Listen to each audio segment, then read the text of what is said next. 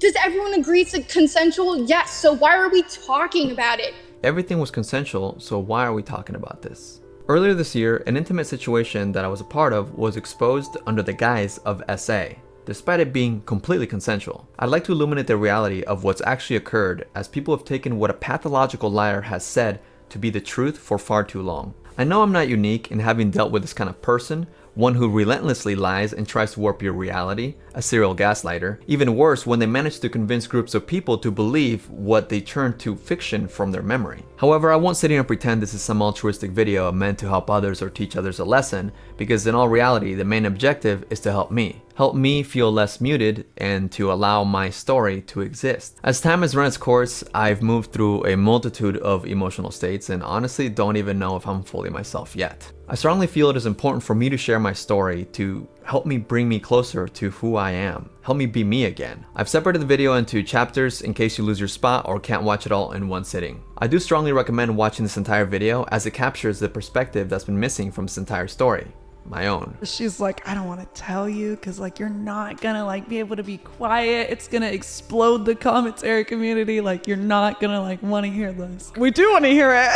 So that she tells us. Let me provide a little background information before jumping into everything so it all makes sense while you're watching along. After being recently single, I gave myself a goal to be more social. I had turned kind of recluse in the last part of my relationship because it was long distance. We hadn't seen each other in a while and kind of isolated myself. The way I announced that I was single was through a thirst trap, and in my mind I was like, yo, let me test out my flirtatious freedom, but people were like, what, you're single? Oh man. However, there was a message request that I accepted on Instagram from a woman that goes by Babs. Babs and I got along pretty well, and she wanted to meet pretty much right away, which I wasn't too eager for because she lives in Pittsburgh and I live in Phoenix. But I did like her, so I told her I was open to meeting up after accepting an invite to Keemstar Show in New York about a month later because she was actually open to driving up there and picking me up and then taking me back to her house and we'd hang out there, which sounds crazy to even say out loud, but I was in my social arc. Like in my mind, it didn't feel totally worth it to go cross country to be on Keemstar's podcast. It's not like I had anything to promote or any specific burning topic to discuss with him.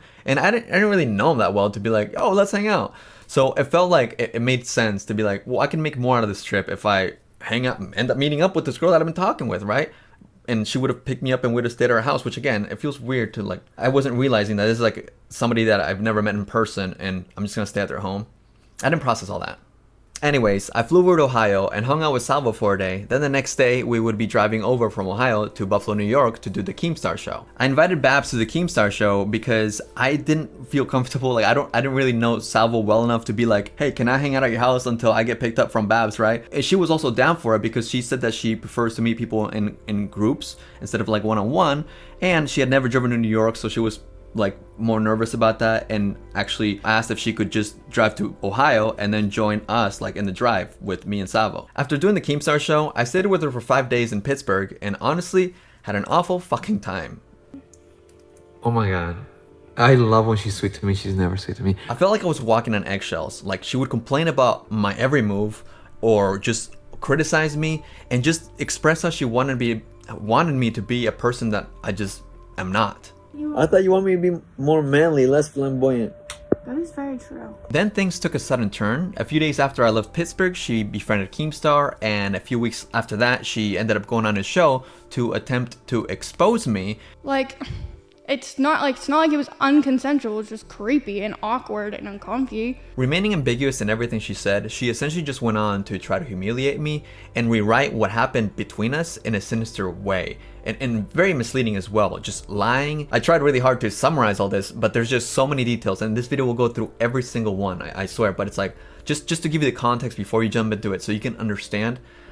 I feel like that was the best I could do. I'll be refuting numerous lies and misrepresentations about me surrounding 3 key occurrences. First, the night at Keem's house. That was like a drunk party type of night in which she actually initiated a 3-way group activity, I call it, because it's not technically a threesome, in which she made out with me and then Salvo. She depicted that as me being gay. Like she accused me of being gay. She like created this whole fantasy about it. Yeah, you'll hear all about that. You guys are being accused of something pretty heavy, and it relates to sex acts between you both. And that's setting the tone. Then at one point, when I was at her house, she freaked out at me and berated me the entire night, just being extremely brutal, and somehow flipped that into me squaring up to her. So I don't know if she's trying to lead that into depicting me as violent as well, which is, it's so fucking out of character. But yeah, you'll hear and see some of that too, because she thought it was a good idea to film herself in the act. Like, I was almost passed out. I had to actually get up and man square up to you. And the last key occurrence was the drive back from Keem's house. There was a point where I offered her a foot massage and she gladly accepted. Then I asked her if it felt good and she said yeah, everything was fine. To my knowledge, there was nothing to represent her as uncomfortable, especially because she vocally expressed that she enjoyed it. She enjoyed it. She had a good time. She liked that. She told me that, right? Yes. She ended up using this experience to call me a sex pest and essentially say that I coerced her into a foot massage, which is so fucking crazy. This could not be further from the truth, and the actual truth will be rightfully represented in this video. I've taken the time to collect myself and try to be as thorough as possible and just respond, not react. With all that being said, this is the introduction of the cycle of lies and gaslighting that Babs has introduced into my life, and I hope I can be through with it, at least soon after this video. The first lie that's told about me is that I turned gay for Salvo. Edwin really switched teams in more ways than one. I mean, He switched teams. All right. Now, of course, it could be argued that Keemstar's just making a joke, but is it one of those jokes that's based in fantasy? Because he sure does like pushing out the idea that Edwin did gay stuff with Salvo. Whoa, whoa, whoa, whoa, whoa. I wish I could have a better taste in my mouth. What were you tasting in that mouth, Edwin? Wait. Why is Edwin hoping that Salvo doesn't have too many lovers? or that he's still like. Yeah, that he still has. Interesting. What? I think Edwin's trying to signal, hey, Salvo might be on the market. Although Keemstar's not the main focus of this video, he does speak for Babs and leads the conversation quite a bit. He even asked her directly whether me and Salvo did any gay stuff. That night, Salvo and Edwin both publicly now have made statements that they had like a threesome with you and that they didn't do any gay stuff, all right? That they've been very clear. Is that the truth? Jesus. What Edwin and Salvo did between them, like, if they want to come out with that, then they can. So they totally did gay stuff. Okay. Oof, it is not a good sign when you can't tell the truth about the simplest thing that doesn't even affect you. Babs, you were between both me and Salvo. You were getting all the attention. Yet for some reason, you insist on playing into this kind of homophobic narrative. So did Edwin and Salvo do anything together and lie that they didn't? Listen, I haven't confirmed anything. If you want to come out, let's say, like, their personal... Yeah. So both me and Salvo have clarified that nothing happened between us in that three-way activity. Yet each time that Babs is reminded about it, she insists on saying, listen, I'm not going to confirm or deny anything, but like, girl, you're being told and you were there. You know nothing happened. What the hell? And you get Keemstar's girlfriend going like, I mean, yes. Personal... I mean, issues. one way is another way. You know what I'm saying? No, I get what you're saying. One way I knowing is another way of what? I also don't want to say anything, like, to confirm it. 'Cause, you know, it's... I think when people like know one way or another, then it's just like, oh, but people are like, you know, they can ask them. Look. Here, this is going to tell everybody. If you know, you know. They're calling me gay based on a lie that Babs made up, and they think it's funny. What? I know you know. Okay? that's all I'm going to say. I think, just based on everything that's been said, that Salvo and Edwin did some things, whatever. Keem wants so badly for me to be gay. And if I was, are you just outing a man? Weird how giddy he is about it. You were asked, did anything sexual happen between Salvo and Edwin? And you kind of said, I don't want to talk about their sexual business. Now, a lot of people took that as yes, because if it was a no, why not just say no? So, Well, say to him, if it's a no, why didn't he say no? Why didn't I say nothing happened between me and Salvo? Are you serious? Is this like a failed gotcha moment? Girl, you were literally told directly by Keemstar that me and Salvo have both said nothing happened between us. As this video goes on, you'll notice Babs trying to use mine or Salvo's words against us as a sort of gotcha moment, like some sort of semantic argument, instead of her own recollection. In this particular instance, she fails. She realizes, oh crap, wait, they didn't actually say that? Oh, well, they brought this gay controversy onto themselves. Even though it's not about us being gay or whatever, it's about you lying about us doing gay stuff. It's like she depicted us as being gay so people would make fun of us for it, but then pinned it on us, even though she's the one that implied that there was gay stuff in the first place. Why didn't he say no? Well, what, Edwin? Yeah. Well, he said that, well, I mean, he said he didn't suck Salvo's dick. Listen, I came out about the car stuff. I was never going to mention anything that happened in Keemstar's house. They brought this whole gay controversy onto themselves.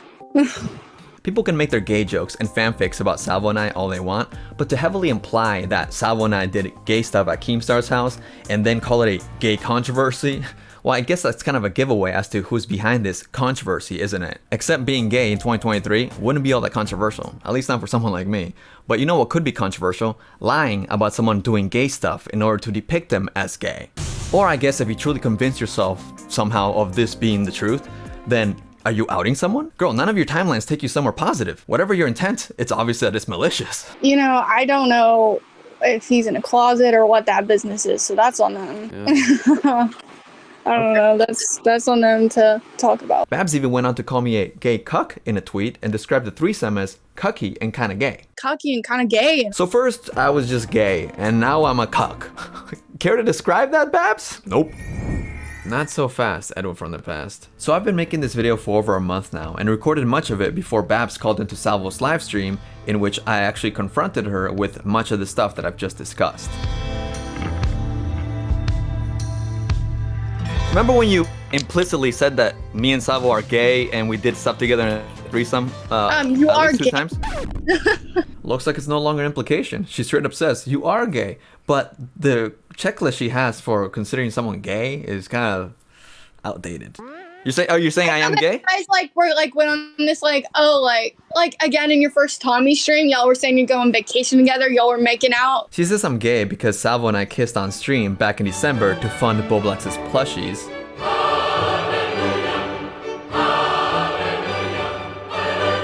Thank you, Salvo and Edwin. This has been so kind, and I appreciate it a lot. Thank you, guys.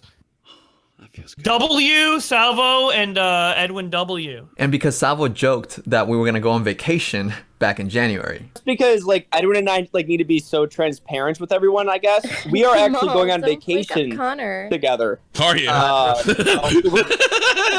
that's not. Are So you? we're taking 2 weeks off and we're I going see. away together. And she really believed that we were going on vacation, by the way. You said you were going on vacation. No, he said that because he was joking, because that's what everybody kept saying. And then.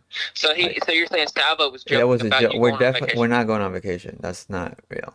Then she responds with what felt like a veiled threat. Keemstar asked you directly if there was any quote unquote gay stuff in the threesome, and you said, well, what they want to come out with is on them. Remember? Okay, so do you want a twit longer version of myself, or can I just be like, y'all are kind of Do you remember or no? pervy? She loves to intimidate, as if I should be grateful that all she said was I was pervy and creepy when she could have dropped a twit longer. Always a power play. But I was somewhat prepared for her to avoid answering directly and insult me and try to intimidate me. So I brought my initial question back to the forefront. Yes, Do you I remember or no? And she responds by repeting the lie. What do you want from me? You want me to Remember spill or all no? the details, or Do you want me remember to not implying talk that we about did gay stuff together? I'm trying to tell you that you lie for Because no you are reason, fucking implying that we're gay. gay and we did gay stuff. But she takes it a step further. Even though you want me to out you? Want me to pull you out of the closet? You want me to drag you kicking and screaming? I fucking will. Well, that was homophobic as fuck. Do you want me to out you? Do you want me to pull you out of the closet? Do you want me to drag you kicking and screaming? I fucking will. Holy shit! I gotta give it to her. She did lose me for a second there because originally I asked her about her implying that I did gay stuff with Salvo, right? And then all of a sudden I'm falling into this trap where she's calling me gay. So I'm like, wait, that's what you think I'm gay? It just didn't make sense to me. So I asked her more directly if she thought I was gay with a theory. No. Okay, so why do you think Right. I'm gay? Because I don't want to fuck you? Then she answered by developing a fan fiction in real time. No, because you were into fucking Salvo and you were staring at his dick the whole time during What? threesome and fucking. Bro, I could not believe what I was hearing. She created a fantasy where I was fucking Salvo, staring at his dick during the threesome, I guess the entire time, and also, of course, staring at his dick while I was fucking him? Like, what? But wait, there's more! I know. Fuck. Dude. And you fucking touched it during the fucking threesome. What the fuck? Dude, this is so weird. She's a fanfic in front of her eyes. She's a pathological liar. I touched the pee-pee too? And what does she mean by she could really drag me out of the closet if she really wanted to? How? Is there a sequel to this fanfic that'll have me kicking and screaming in excitement of being gay?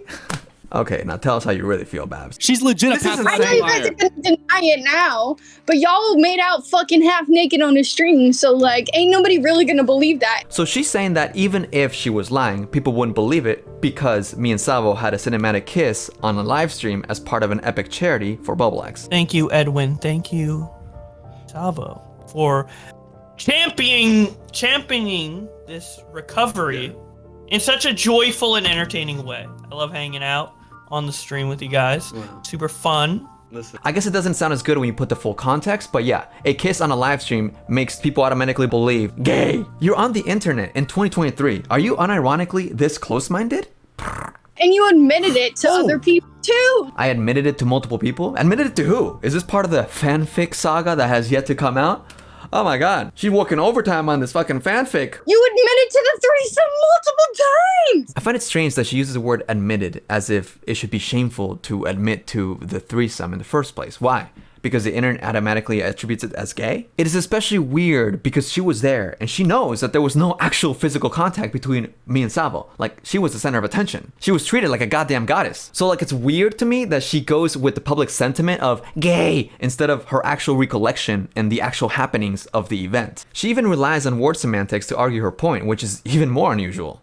Right, when you got all the attention. We had a train on this girl. You said we had a threesome, okay? Should we have said we ran a train on her? Would people not have thought we're gay if we said that? Including her? Why would she make a suggestion of saying something else? You didn't say you ran a train on me, you said we had a threesome. The fuck, dog? You said we had a threesome, okay? So like, that is a circle, baby. Like, come on. Wait, what? How is any of this a circle? Girl, if we're gonna use shapes, maybe 3 points triangle? Not a circle though. What? Why is it a fucking circle? That part trips me out. Like, y'all want to come out here and pretend like you're not gay now? Like, no. Anyways, let's discuss the actual details of this three-way group activity because, you know, a lot of people do perceive the whole threesome word to imply something that just did not occur in our situation. To be honest, I still can't get over the circle thing. We were all drinking and having fun, with Babs especially being the life of the party, making sure everybody was having a good time and having a drink in their hand at all times. She also offered Chris, Salvo, and myself a shot from her chest. Chris goes to bed, and at one point she says to me, I bet I could beat you in a fight. And I say, okay, sure, probably. And she challenges me to a wrestling match. We wrestle. Then she challenges Salvo to a wrestling match, and they wrestle. We then sit on the bed, which again is in the living room. Keemstar has a bed, giant bed on his living room, and we're playing a drinking game, like a drinking card game where you ask questions from her phone. You know, she brings it up and she says, let's play. Eventually we stop playing and Babs and I begin making out. At one point we pause and she says to me, what about your friend? To which I say something like, I don't know, what about him? Up to you? Then she turns around and starts making out with him, and she turns around and starts making out with me. Now apparently, according to Salvo, around the time that she asked me, what about your friend, she was also playing footsie with him, like kind of pulling him in. He brought this up to her on his live stream too. You forced us to drink in the bed. We were under the covers. You took my leg with your leg, and what did you do with it? You made the first move. What did you do with my leg? Yes, I held you guys at gunpoint to drink. Yeah, I'm sure that's what I did. Don't answer that. We all were partying. When we were under the covers together, exactly. You did what to... Why are we even bringing this part up? That night before does not matter. Does everyone agree it's consensual? Yes. So why are we talking about it? Babs responds to confusion, asking why the three-way group activity is being brought up since nothing wrong occurred in the first place. But what Babs fails to understand is that she gave the impression to tens of thousands of people that the three-way group activity was coerced. That is what people are running with and using to accuse me and Salvo of SA. She doesn't care to talk about that night and attempts to diminish any importance of it altogether, saying that it was all consensual, so why does it matter? On the surface, I can totally see where she's coming from, because it shouldn't matter. It's all private stuff that people shouldn't have to hear or know. But unfortunately, she implied like there was some sort of wrongdoing, and she doesn't care to clarify it. It's disgustingly irresponsible and fucked up. But hey, at least the internet is making fun of us for it now. I hadn't put out the shit about the threesome. They did. Because that part was consensual. There was no point in bringing it up, and now the whole internet's like making fun of him. But it's not. I wasn't the one that brought it out. Even when mentioning the car ride, which there was nothing non-consensual in there, she labels it a slight issue. It's the car ride that was the slight issue. We're talking about it. I'd argue this is the most honest she's ever been when discussing anything to do with me. So Salvo tries to explain to Babs how her vague explanations and overall malicious storytelling have caused damage to us, and she refuses to even hear it. Babs, we're talking about it because we're setting the stage, because this whole thing has been convoluted by you into thinking that like... Frustrating. It's frustrating that she doesn't care about the damage she causes. Anyways, Salvo asks her if she can at least admit to initiating the three-way. Can you admit that you made the first move? No, absolutely not. Okay, she can't confirm that she started the three-way, but instead of disputing it, she uses a very strange alibi. Absolutely not. I had my cards out. I brought a deck of cards because I didn't know how this night was going to go. I've never met YouTubers. I've never met Edwin. So I brought up my own deck of cards, my own playing card game. We were playing a card game. Okay, I brought my own cards to the party just in case a situation like that happened. You guys catch that part about Babs bringing her own deck of cards? She can repeat it all she wants, but that shit ain't true. While I can't confirm the detail for her footsing with Salvo, I can confirm her lying about the most irrelevant detail, which she repeats with strange emphasis, her bringing a deck of cards for us to play with, a physical deck of cards, which she repeats emphasis on, right? It was a drinking game card app on her phone, nothing physical. Again, so weird for her to lie about the most irrelevant detail. We're playing a freaking card game at a party. Like, all of my friends do that. Like, what is your problem? I don't know, maybe it's just me, but I feel like a more proper way to dispute us saying that she's the one that started it would be, no, this is actually how it went. But instead she says, I brought physical game cards, which, you know, me and all my friends do when we go into a party mode. And also, I liked Edwin, so why would I?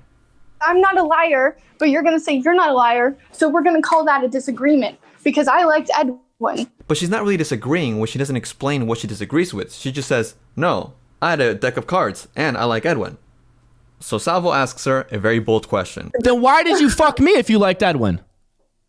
Why did you guys ask me to? That made my jaw drop for real, for real. I mean, if you truly believe it happened this way, Babs, then who's the cuck now? Are you joining me in the cuckness? Are you saying that me and Salvo asked you to fuck Salvo? Is that what you're saying?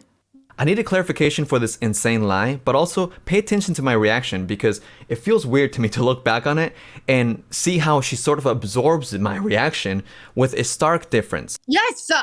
What the fuck? I reacted in shock and then detailed the experience. You don't remember when you literally asked me, hey, what about your friend? And then you after making out with me, you made out with him? Are you fucking joking me, Edwin? She reflected my shock, but the reason why to me it sounds very performative, like not just the slow-mo, are you kidding me? Is because instead of actually disputing anything that I said, detailing the experience of how it actually went, she resorts to insulting me, belittling me, to condescend me, and also attempt to discredit me. Joking me, Edwin? Edwin, I don't even know how you can look at yourself and do the content you do and try to like pretend to be the man that you are. What's even stranger is when I point this out, she responds with confusion as to why she'd have to dispute details if I was there. Every single time, instead of actually answering questions directly, she'll just go into like dissing me and dissing me and dissing me. And she like gaslights me and makes me feel like shit and just insults me. I would have to go into directly what happened when you were there. Well, hello, if I'm saying one thing and you disagree with it, well, obviously you would say how you believe it went, since you were also there. What? Why do I have to go into details of a situation when you were there? My belief is that she has insisted on only sharing vague information because she knows that if she shared what actually occurred, it would show how dishonest she's been this entire time. Take this instance, for example. I didn't fuck Keemstar, that's the thing. Because you know why? Because I'm embarrassed to have fucked a taco and a pancake.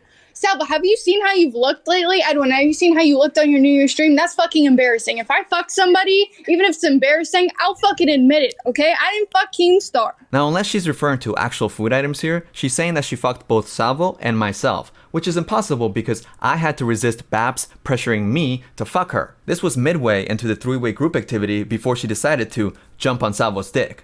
Her words, not mine. I bet you they're jealous of me because their like life goal is to jump on Salvo's dick and I beat them all to it. So if we lay this out objectively, I refused to sleep with Babs, and later on, she proceeded to hop on Salvo's dick because she thought he was famous.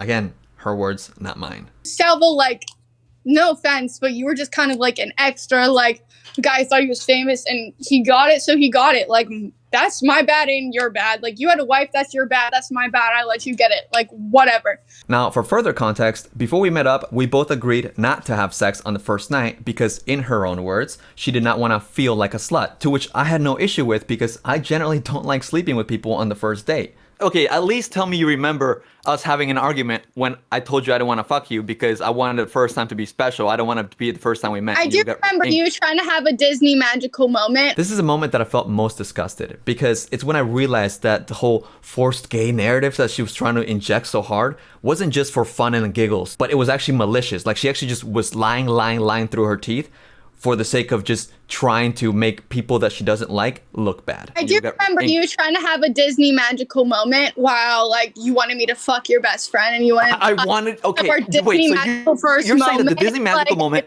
was that I don't want to have sex with you because I wanted you to have sex with the guy next to you. Oh, okay, that makes a lot of sense. You. Like, you also wanted to have sex to the guy next to me. So... I genuinely thought the whole gay narrative was coming from Keem because he's been calling me gay for months before I even went out to meet him. Why do you look like a Power Ranger? You're so gay.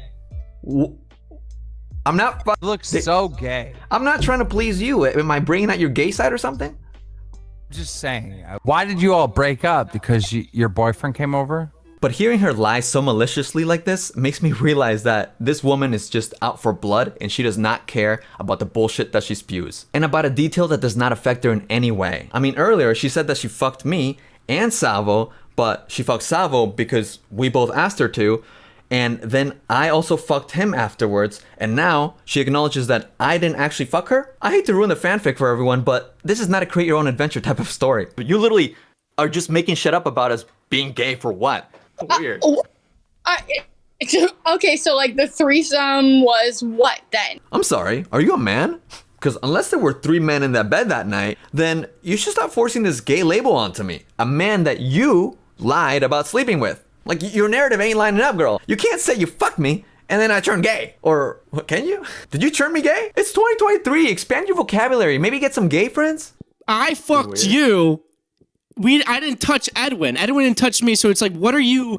Like, a threesome doesn't have to be, like, the guys the fucking. disagreement we're having earlier, we're gonna have another one there. I gotta say, though, I do find it funny hearing her malfunction a bit. Like, her brain is losing reception overall. Just like, wait, is that not gay? Is it not gay? What? Weird. Okay, so, like, the threesome was what then? It was just you in the middle. And us making out with you switching from side to side. Do you want me to keep describing? Because apparently you forgot or what? Well, was I like too drunk to remember then? Like, you want to like talk about that? I don't know. Where were you? Like, you kept grabbing my dick. Do you remember all that? Like, you obviously Do you remember the grabbing argument. Salvo's dick or like? No, he never grabbed my dick. He never grabbed my fucking dick. He was on the other side of you the entire time. He was on one side, I was on the other side. He never grabbed my dick. What are you talking about? Whatever you guys want to say. I wanted to make sure I played that full 30-second clip with no cuts or interruptions so you guys could see not just how flimsy she is, but also how clear her intentions are. First of all, the way she casually responds with, "Was I too drunk to remember? You want to talk about that?" is insane. Like, she has no issue treating this experience like clay that she can just mold into whatever the hell she wants. Like, if she wanted to, she could just pull a new accusation out of her ass and be like, well, the weather says so. This is all while clearly recalling the conversation in which I adamantly told you that I did not want to bang you. And of course, your little fantasy where I touched Salvo's dick. But more importantly, she does not object to any of the details that I've recalled. Not only that, she's the same person always repeating how her story never changes. Can you believe that? Y'all have like changed your story up over and over and over again, and I never have. We just heard her story change in real time, Butchies. And he didn't want to be near you. He never fucked you. He didn't want to be intimate with you. He didn't want to be near you, too, Babs. What do you mean, dude? Like, I didn't want nothing to do with it after that. I didn't want anything to do with it after that? Ma'am, I go by he/him. You better start respecting these pronouns. Goddamn, shit. Jokes aside, it's on the real for real weird that she will go from saying that we did bang and then we did not bang and then we did bang Talk about a story changing. I never changed my story. I'm gonna need a bruh moment for this one, Chief. Bruh moment. I don't have anything written down, and I've still never changed my story. So Babs says she fucked me, and then she acknowledges that she didn't fuck me because I had to say no to her very many times. And then she once again says she fucks me? That's a lot of story changes. Edwin, has my story ever fucking changed? What's sad about all this too, like on a real level, is that people are probably watching this and still refusing to see the severity of Babs's willingness to lie about like such useless details just to defame me. People have been believing so many lies about me for the sake of joining the hate train. Like nothing is verified, nothing is checked. They just go along with it. And even in the instances like right now, maybe it's not true. Hey, I would love to be proven wrong, but I feel like even in instances while I'm recording a lot of these parts of this video, I feel like people are already thinking of excuses to make up for it. And that's what makes a lot of this process so fucking difficult. And not just excuses for her, but ways to figure out how to discredit me at every turn. You know, they're probably just thinking of ways to try to say that I'm lying about everything despite how many receipts I may have. Like it doesn't matter to a lot of the people. But hey, just for this point, in case it isn't clear enough for someone out in the crowd, here's Xylee acknowledging that Babs wanted to have sex with me, that I didn't have sex with her despite how many times she might say that. Like, the stories are pretty aligned, huh, Xylee? Actually, it kind of aligns with hers too, because she said that she wanted to have sex with Edwin. Okay, and now here's Rubzilla saying the same thing. Okay, Edwin, do you remember when I told you that's how she felt? Like she wanted to have sex with you, and I mean, she was obviously down for it, had fun with the situation, but at the same time, she wasn't there for him. She was there for you. That's how she feels. Yeah. I've never fucked you. The show continued with outrageous lies, asserting that I spoke ill of my friends and planned to make an expose on Keemstar. You mentioned to me behind the scenes that Edwin was kind of talking shit about me on the way up, saying that he wanted to make like an expose something on me. Could you talk about that? Yeah, I mean, he kept saying, like, I need to figure out how to make an expose on Keem. He was talking shit on all of his internet friends, Xylee, Nick, Oblax. Like, it was him and Salvo just going back and forth about it the whole way, basically. Not only is all of that completely untrue, but it's totally unfounded. Luckily, this is one of the few instances in the show where Keemstar actually asks for elaboration. Could you give us a couple like lines of like details of kind of what they were saying? Was it just talking shit like, oh, I hate that person, or was it more detailed than that? It was more detailed than that, but a lot of it's like actually pretty mean. I don't know. Yeah. What the fuck? It was actually pretty mean, and that's enough for Keemstar? You gotta be fucking shitting me. So Edwin, if you feel betrayed by me, right? Because like we took your girl and now like we're kind of exposing like what you did and stuff. It's like you kind of started it, so just shut up. So Keemstar uses this lie that I was gonna expose him as a justification for his betrayal towards me. What the fuck? Keemstar be like, if you think you can get mad at me for planning and enabling all of this against you, you can't get mad because, well, Babs said you were mean on the way to my house and I believe everything she has to say. He's coming to my house. I'm offering him a guest spot on the Keemstar Show, all right? I bought him Christmas gifts because he has a problem where he's way too skinny. So I got him, like as a joke, I got him like snacks and shit like that. But then I also gave him actually like creatine and stuff, like workout stuff to gain on weight, right? Yep. Like a real thoughtful gift that I gave him. And when he's on his way over here, he's telling Babs in the car, like, I need to expose Keemstar. I'm going to make this big Bro, he's betrayed everyone. Oh, so now Daniel feels betrayed. So of course he had to act and get ahead of whatever expose he believes that I was going to do. Actually, that does kind of sound like something Keemstar would do, you know? Especially if he can have a hand in controlling the narrative, which obviously repeating the same bullshit talking points on different shows. I didn't have any issue with Edwin at all. Like no issue whatsoever. And then come to find out the whole car ride up to my house, he's saying, I need to expose Keemstar. I need to do a big expose on Keemstar. That was his whole plan. I don't know that Edwin's trying to expose me and ruin my career without Babs telling me. Oh, Babs saved Keemy Weenie's career from evil old Edwin. Now I'm mashing up all that fucking power, bitch. Obviously, like, Edwin was like gassing up that when he came to my house, he was going to expose me or whatever, or do something, right? Maybe he was like cracking a joke. Maybe he wasn't serious, but he did say that, right? I know he said that, all right? Except I never ever said that. I never planned no expose on you, Keem. So what the fuck are you now? You're regurgitating a lie. I wasn't trying to set a trap up for fucking Edwin, but he was trying to set one up for me. He told Babs on the way to the house that he was going to expose fucking Keemstar, right? I mean, for 3 months, the guy's regurgitating bullshit about me. Is this not fucking smear campaign? I was nice to him. I got the guy Christmas gifts. I got him like cookies and shit because he's too skinny and power bars. No cookies or power bars, but Keemstar, you know I am grateful for those Twinkies and the protein powder. Sincerely, thank you. However, I told you back in January that this idea that I was making an expose video on you was a lie. Yet here you are, still in March, regurgitating the same bullshit. Isn't this the same kind of shit you pick on Ethan Klein for? And to think you were better than him, Daniel. Dishonest motherfucker.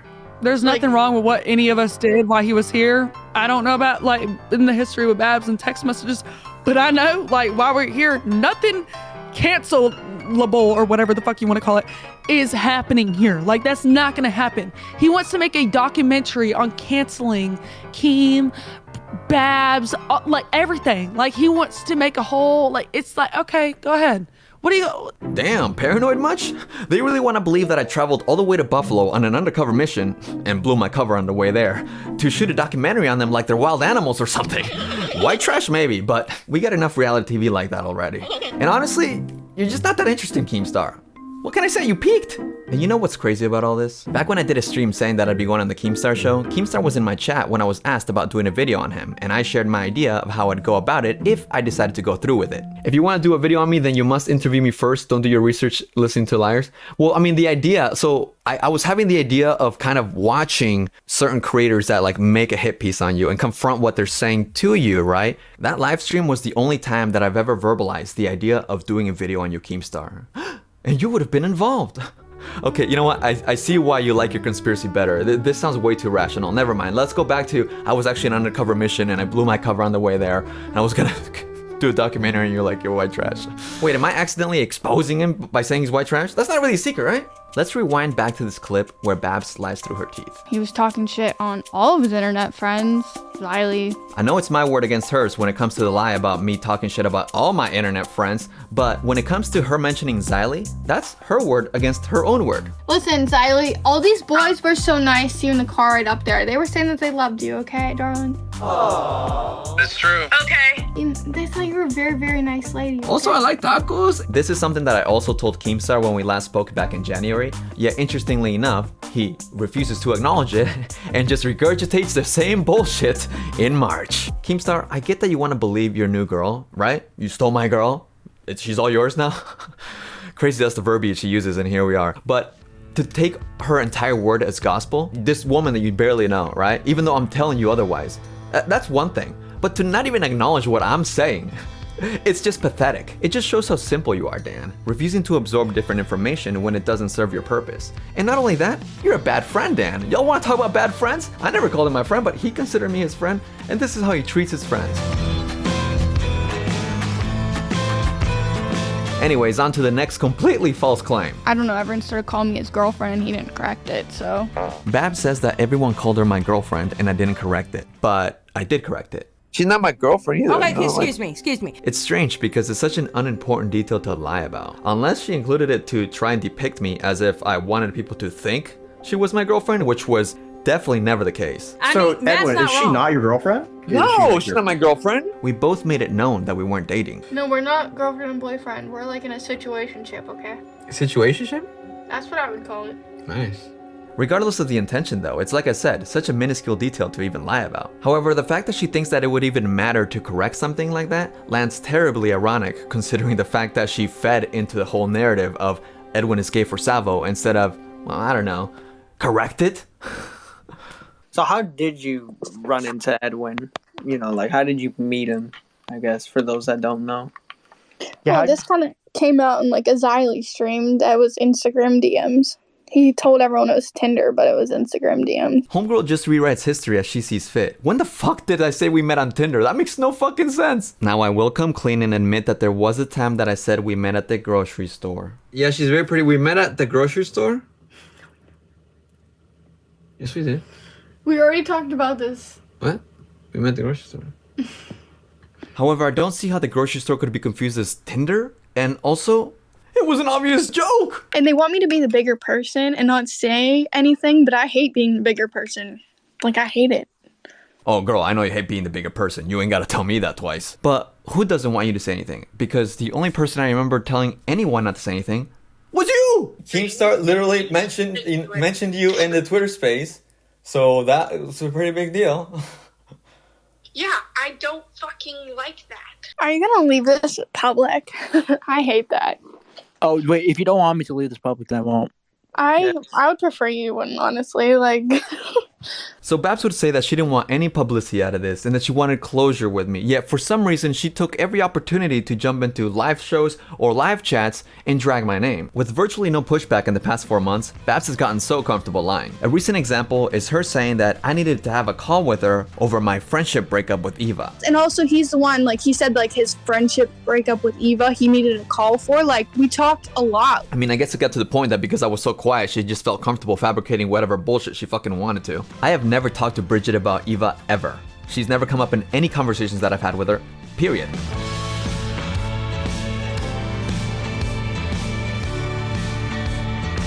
Anyways, the show continues with a quick summary of our stay by Keem. You get here, we do the show, we have a good time. We go out, we went to the bar, we had some drinks, we Uber back to the house. Hold on a second. When did Keemstar become an Uber driver? We had some drinks, we Uber back to the house. Because he was the one that drove us to the bar and drove us back home. I guess he's also embellishing parts of the story now? Can't say I'm surprised.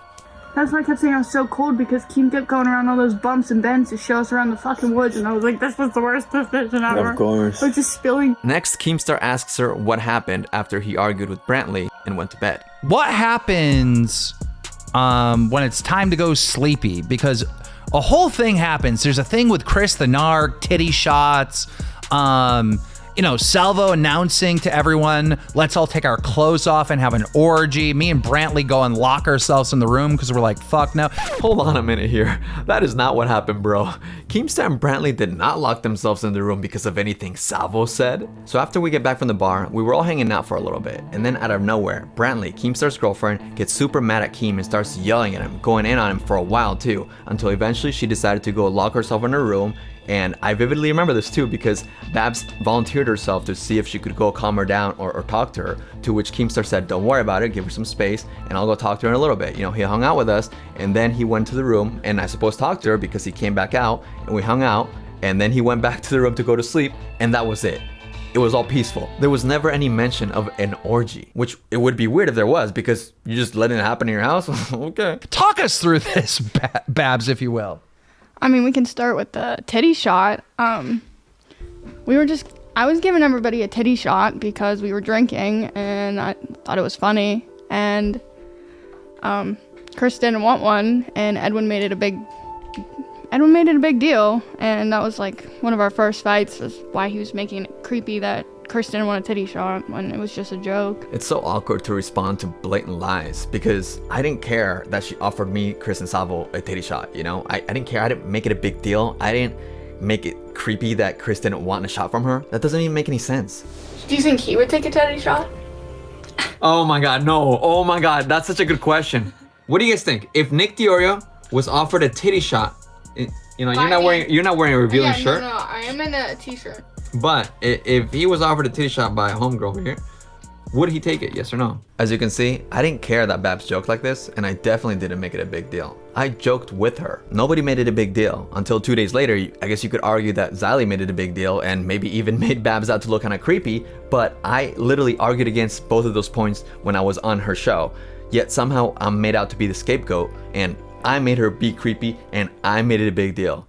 It's insane. He went on to Xylie's stream and it seemed to me like he was implying that I was being creepy or rapey to Chris for like trying to push him into a titty shot. Again, I had no issue with Babs offering Chris a titty shot. In fact, both me and Salvo joined her in teasing Chris for not wanting to take it. But that was like 20-30 seconds and then the moment was over. You know, it was nothing creepy about it. And the whole fact that she's lying about something that happened on a live stream is what drives me crazy, because it's like, girl, you can't rewrite history. It was live streamed. You tried to pass off your girlfriend to Chris?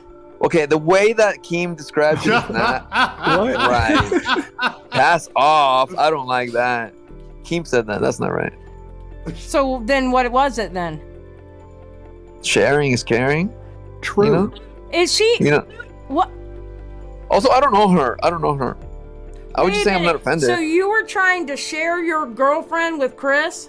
She's not my girlfriend either. Okay, excuse me. So I had just met Babs on this day, and we had a pretty fun day, you know, and we were partying that night, having fun, and she decides to offer us titty shots. And because I took no issue with it and even encouraged it, somehow that means that I was passing her off. Edwin was trying to give his girl to Chris the Narc, and Chris the Narc kept saying no. Like, the logic didn't make sense to me. It was weird because obviously she wasn't my girlfriend. I guess she came with me, but like, I don't own her, right? And she made the decision, so I was like, whoa, what? Give his girl. Edwin the sharer.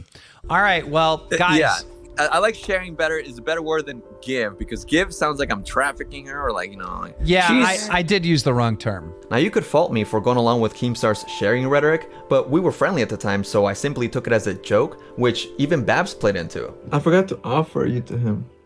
Oh my gosh, you're going back. This is what I like. Nick, we forgot to offer my body to you. Okay. We should ask him if he'd take a titty shot from me. Limited time only. So basically, if Chris said no, then Chris did the right thing then, right? oh my God, I can't have this conversation. Should she have this conversation or? No, you should have this conversation. I was put in a position where suddenly Babs's actions were my responsibility, like I was her supervisor. Was I supposed to be like, hey, don't offer Chris a titty shot? Even though I later learned that these technically aren't titty shots because she just stood over us while we were on our knees and put the shot between her cleavage and just waterfalled it into our faces. Apparently they're supposed to be taken straight out of the cleavage. I guess Pittsburgh titty shots just hit different. This should not be such a deep conversation. I hate that this is being like dissected. That's all I want to say. At one point, Zali was smirking as she read Chris's chat out loud, saying that he felt uncomfortable, which of course further dramatized things. Chris and Ark said it got to a point it was uncomfortable. Oh, come on. All right, now let's not. Wait, wait. Then Babs joined in. I tried to give Chris a titty shot and he wouldn't take it. He made it pretty gay. That's all that happened. That's it. It's not respect that. That's all that happened. But did it really matter to Zali? Nope. I'm a full-grown woman. I can make my own decisions. Oh no, absolutely. But him as a man, he can make his own decisions too, and he decided not to do it. So what's the problem? The whole show was a joke at my expense, not Babs. Ghosty, thank you for the 2. Epstein generations. What the fuck? Why are you reading that out loud? This is offensive to me. Hey, Edwin's woman. No, Edwin, it's not offensive at all. It's a joke. It's all funny. It's all haha. We're just having fun. Listen, everybody. I think this is a great time. You're right. That's Happy holidays, everyone. Happy holidays. And I just want to emphasize that I don't hold anything from this particular incident against Zali. I feel like she just saw things in a certain way and saw it as an opportunity to troll me. And that's just how things roll in this commentary community, you know? However, it's important to show how Babs' timeline just doesn't add up with reality. Xylee and Chris, our producer, are very good friends, all right? And Xylee's running a stream talking about how, like, Babs was kind of, like, being creepy towards Chris by, like, forcing him to do a titty shot. Now, Edwin is at Babs' house. Edwin calls into the stream, and he's like kind of co-signing that Babs is the creep. In case anybody was wondering whether Keemstar fact checks his stories, I don't think I have to spell out the 2-letter word here. Do I have this right, Babs? Yeah, that's pretty much what happened. And okay. Maybe that's what happened in your fantasy of a recollection, because that's simply not reality. We even left the live stream on a positive note. Listen, I had a great time with y'all, okay? Chris didn't take my titty shot. Rude of him to install my boobs like that. But just after we left that live stream, that's when Babs turned into a completely different person. we got into a very bad fight that night after those cute little streams we try to do together. Babs started going off on me, saying that I made her sound creepy towards Chris. I told her this was not the case, which only made her more combative, so I walked away because I didn't want to argue. And at this point, that's when she started freaking out on me. So I freaked out, and that kind of ruined the rest of the trip. Reliving the way that Babs freaked out on me, coupled with the fear of not just not being believed, but also being dismissed altogether, are major reasons why I have struggled to open up about this whole thing. And not just generally speaking, but also while trying to record. Like, I've struggled so much trying to make this video, and in this part specifically, like I've tried to do takes, but I just like keep messing up, and like I can't do it all together. So I guess I just wanted to say, like, explain to you and acknowledge why I'm gonna be referring to my outline, my notes here. I was fucking mad. Like, at that point, I was like, please don't disrespect me in my own house. Like, what are you doing? Like, come on. She doesn't detail this part at all, but as I walked away, she chased after me. Not like stomping or anything, but with aggressive speed that by the time I turned around, she was in my face yelling. I felt confused and could not immediately process how she was so angry and headstrong over a misunderstanding, because as you guys heard, we were actually laughing right before exiting the live stream. Her mood switch happened so fast that my mind just could not comprehend how quickly she escalated. So I made a joke comment about how she could not make eye contact with me, and not realizing how angry she actually was. Then the shock kicked in as she continued berating me in deep fury, so I began trying to de-escalate the situation and just apologizing and submitting to what she was saying. You know, just, okay, yeah, no, I apologize, I'm sorry. And suddenly she asks if I was squaring up to her, which completely threw me off guard for the obvious connotation. So I asked her what she means, if she can clarify, because I did not lift up a finger, a muscle, or a chest or anything. I didn't even breathe. All I did was stand in one position. I turned around and she was up in my face. It was as if someone was telling me, why are you jumping in my direction when I never jumped, right? That's how it felt. I was like, it felt foreign. So I was like, did you mean something? What do you mean? And she took me asking that as an opportunity to just continue berating me and condescending me, saying, oh, don't play dumb with me. Why are you playing dumb? You know what I mean. You know, like, you're a 33-year-old man. What you should know.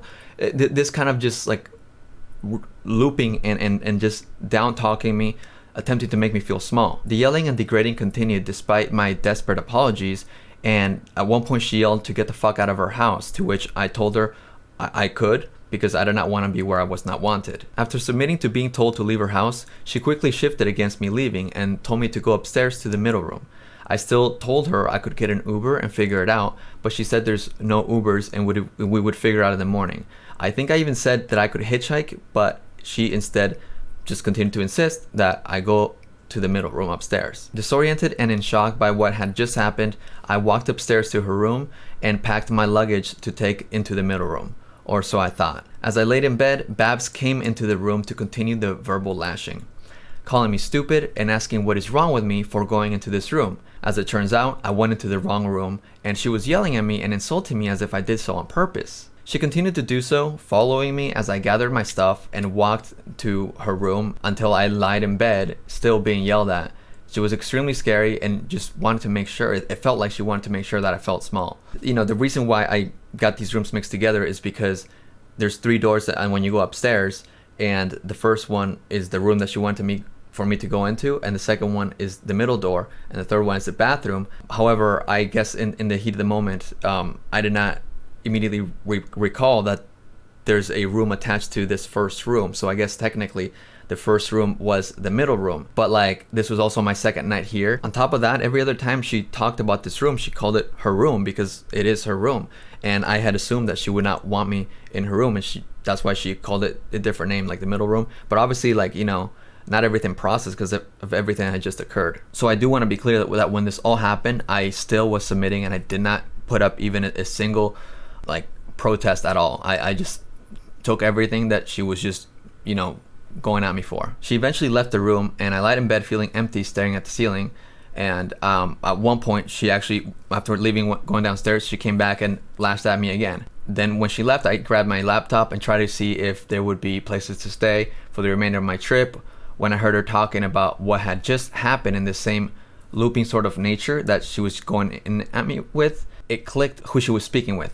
and it was a girl that she befriended in my live stream chats, like one of my subscribers. I was just so confused at this point. I didn't realize that she was this close to one of my subscribers, and it was just confusing that she was like talking about something that just happened, like so personal, and that like affected me in this manner. And like I was just overall scared. Honestly, I was more scared that she would come back, like get off the phone and come back and start yelling at me again. So I just put my laptop away. I didn't even finish like searching anything really, because I didn't know what to do, and I just shivered until I fell asleep. It's worth noting that she also recorded this interaction on her phone, and I just want to straight up say that I have no fear of this coming out. In fact, I'm actually confused to why she's not put it out. And I could have gone, I didn't release, I probably talked about 80% of what happened. I could have gone into extreme detail. I could have talked about the rest of the stuff that happened in my house.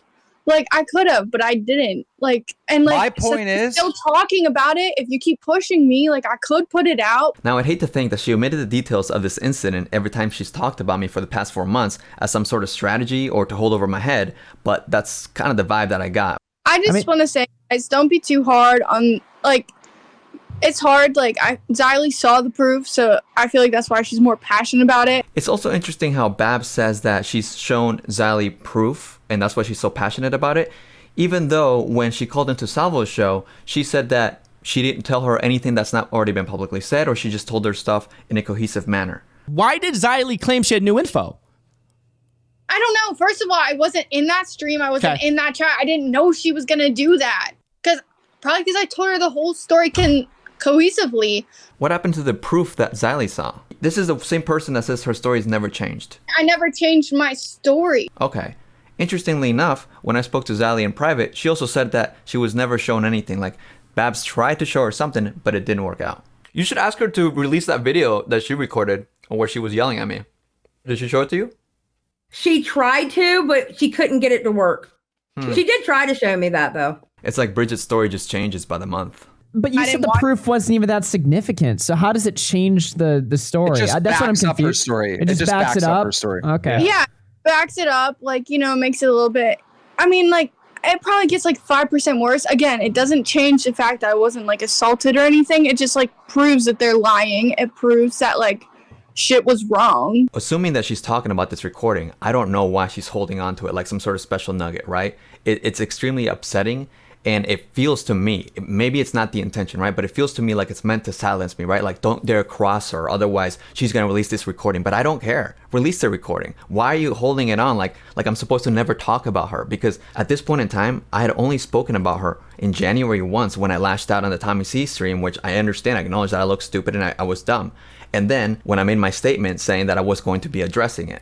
And in between those 2 points, she had already spoken about me repeatedly. So to me, it's always felt like she's wanted control of the narrative 100% and not wanted me to say anything or people to believe me whatsoever. I was fucking mad. Like, at that point, I was like, please don't disrespect me in my own house. Like, what are you doing? Like, come on. She thinks I made her look bad on a live stream, accused me of squaring up to her after she rushed at me, and then I entered the wrong room. Just so it's clear, this is the entire context of what she's referring to when she says that I was disrespecting her in her own house. The way she says this is as if I'm doing it with the intention to disrespect her, like as if everything I'm doing is to just push her buttons or something, which why would I want to do that? I'm at a stranger's home and like I'm extremely uncomfortable this entire like trip. I'm not trying to test somebody to see what happens. That's not me. I did kick him out that night, and he didn't leave. She says this detail as if she didn't insist for me to stay. I asked you to leave my house, and you didn't leave. Okay. But you Edwin, why did you not leave when she asked? You told me not to leave. I told you that I would be down No, to I go. didn't. You told me to go upstairs to your room. We'll figure out in the morning. Yeah, I told you to leave, though. Okay. I know Did you also tell him to go upstairs and you'll figure it out in the morning? Yeah, neither of us could do anything trashed in the middle of the night. Did you tell him to leave before or after you told him to go upstairs and you'll figure it out in the morning? I don't remember. Why does it matter? Well, I told him to leave. Well, I mean, if you tell him to leave and then you also told him that he could stay, that's conflicting. A little side note, I shot this entire chapter on April 13th and 15th, and right now it's June, but basically I'm adding this segment to present this tweet from Babs that was tweeted out on May 30th. Quote unquote, wait it out to show all your proof is YouTuber shit. Release your video, everyone will hate me for 2 days, and then everyone will be in a gray area because I don't have proof, and move on. It's perplexing why she would say she has no proof almost 3 months after saying on Augie's show that she had proof to make me look 5% worse. The first line is also baffling as she says wait it out to show all your proof, because she's literally been playing this waiting game where she just wants to casually keep releasing things throughout the year, just talking and keeping the story going. Like the 4-hour Keemstar Show just wasn't enough. So throughout the year, people have done videos and live streams that have been critical of me. However, there's a live streamer in particular that has done over 60 hours worth of content in the past 2 months alone. And she's like overly excited and very giddy at my downfall, sometimes even threatening me in some ways. Kind of weird. Until he gets his video together, and then when he gets his video together, I have other fun things for him. I have a lot of other fun things for him. And you know what? It's his fault. I would never have known any of this if not for you. Like, bro, what the fuck is this? She thinks she's like a Disney villain or something? Good job. Okay. Naturally, Babs got in contact with a streamer and recently sent her a video that she recorded without me knowing while I was at her place. We all good? You ready? You ready? Are you ready? This video occurred after the downstairs interaction when she had told me to go upstairs to the middle room. So she had just come upstairs to tell me off because I accidentally entered the wrong room. Everything you'll hear her say, she had already said to me downstairs, repeatedly in a more aggressive manner. Essentially gaslighting my reality, as I was not allowed to question her because the few times that I had done so downstairs only caused her to become more aggressive. This is why you hear me attempting to diffuse and placate her the few times you do hear me speak towards the end of her ranting at me. So I was originally debating on whether playing the clip in its entirety, and if so, do I put a viewer discretion, and like I don't know how people would take that, because I know for me it's difficult to watch and kind of relive because it shows. And I think the reason why I do want to play in its entirety is because it does demonstrate how I was being confronted. And I don't know, I guess just I'm not sure if it's gonna be difficult for other people to watch, but I know it's hard for me. Yeah, I hope you guys can kind of understand and kind of consider the context of me lying down on a bed, and then she comes in and turns on the light switch and just sits down at the edge of the bed and continues to go off on me. That's how it is.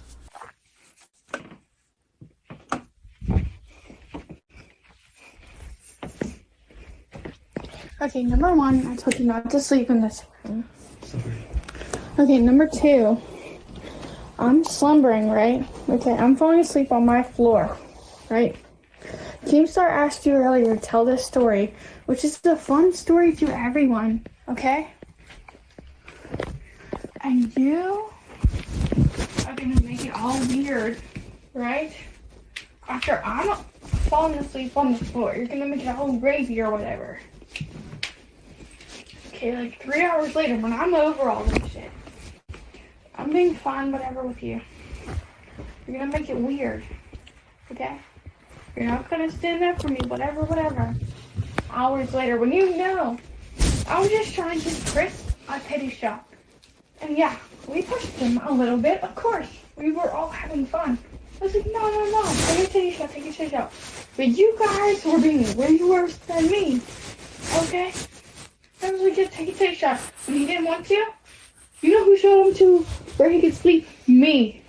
You know who checked on him? Me. Okay? So I'm just confused on to why you're not setting up for me. One, it's a fun story to everyone, including me, you, Salvo, Keem, Brantley, and probably Chris, whenever it's brought up on the daily stream. Like, you have no solid opinion.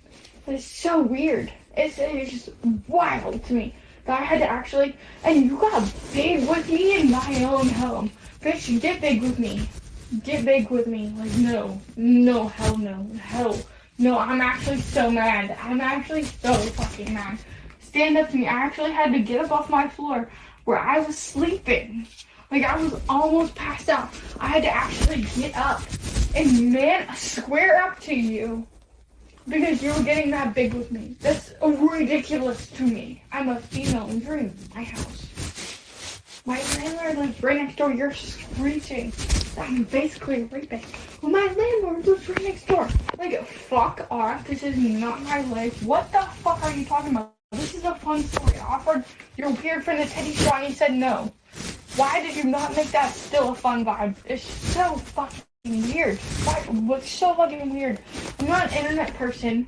I still need a real job. Like, don't make me seem out like I'm some sort of weird bitch. And hell no. So I hate your little friend John Swan or whatever.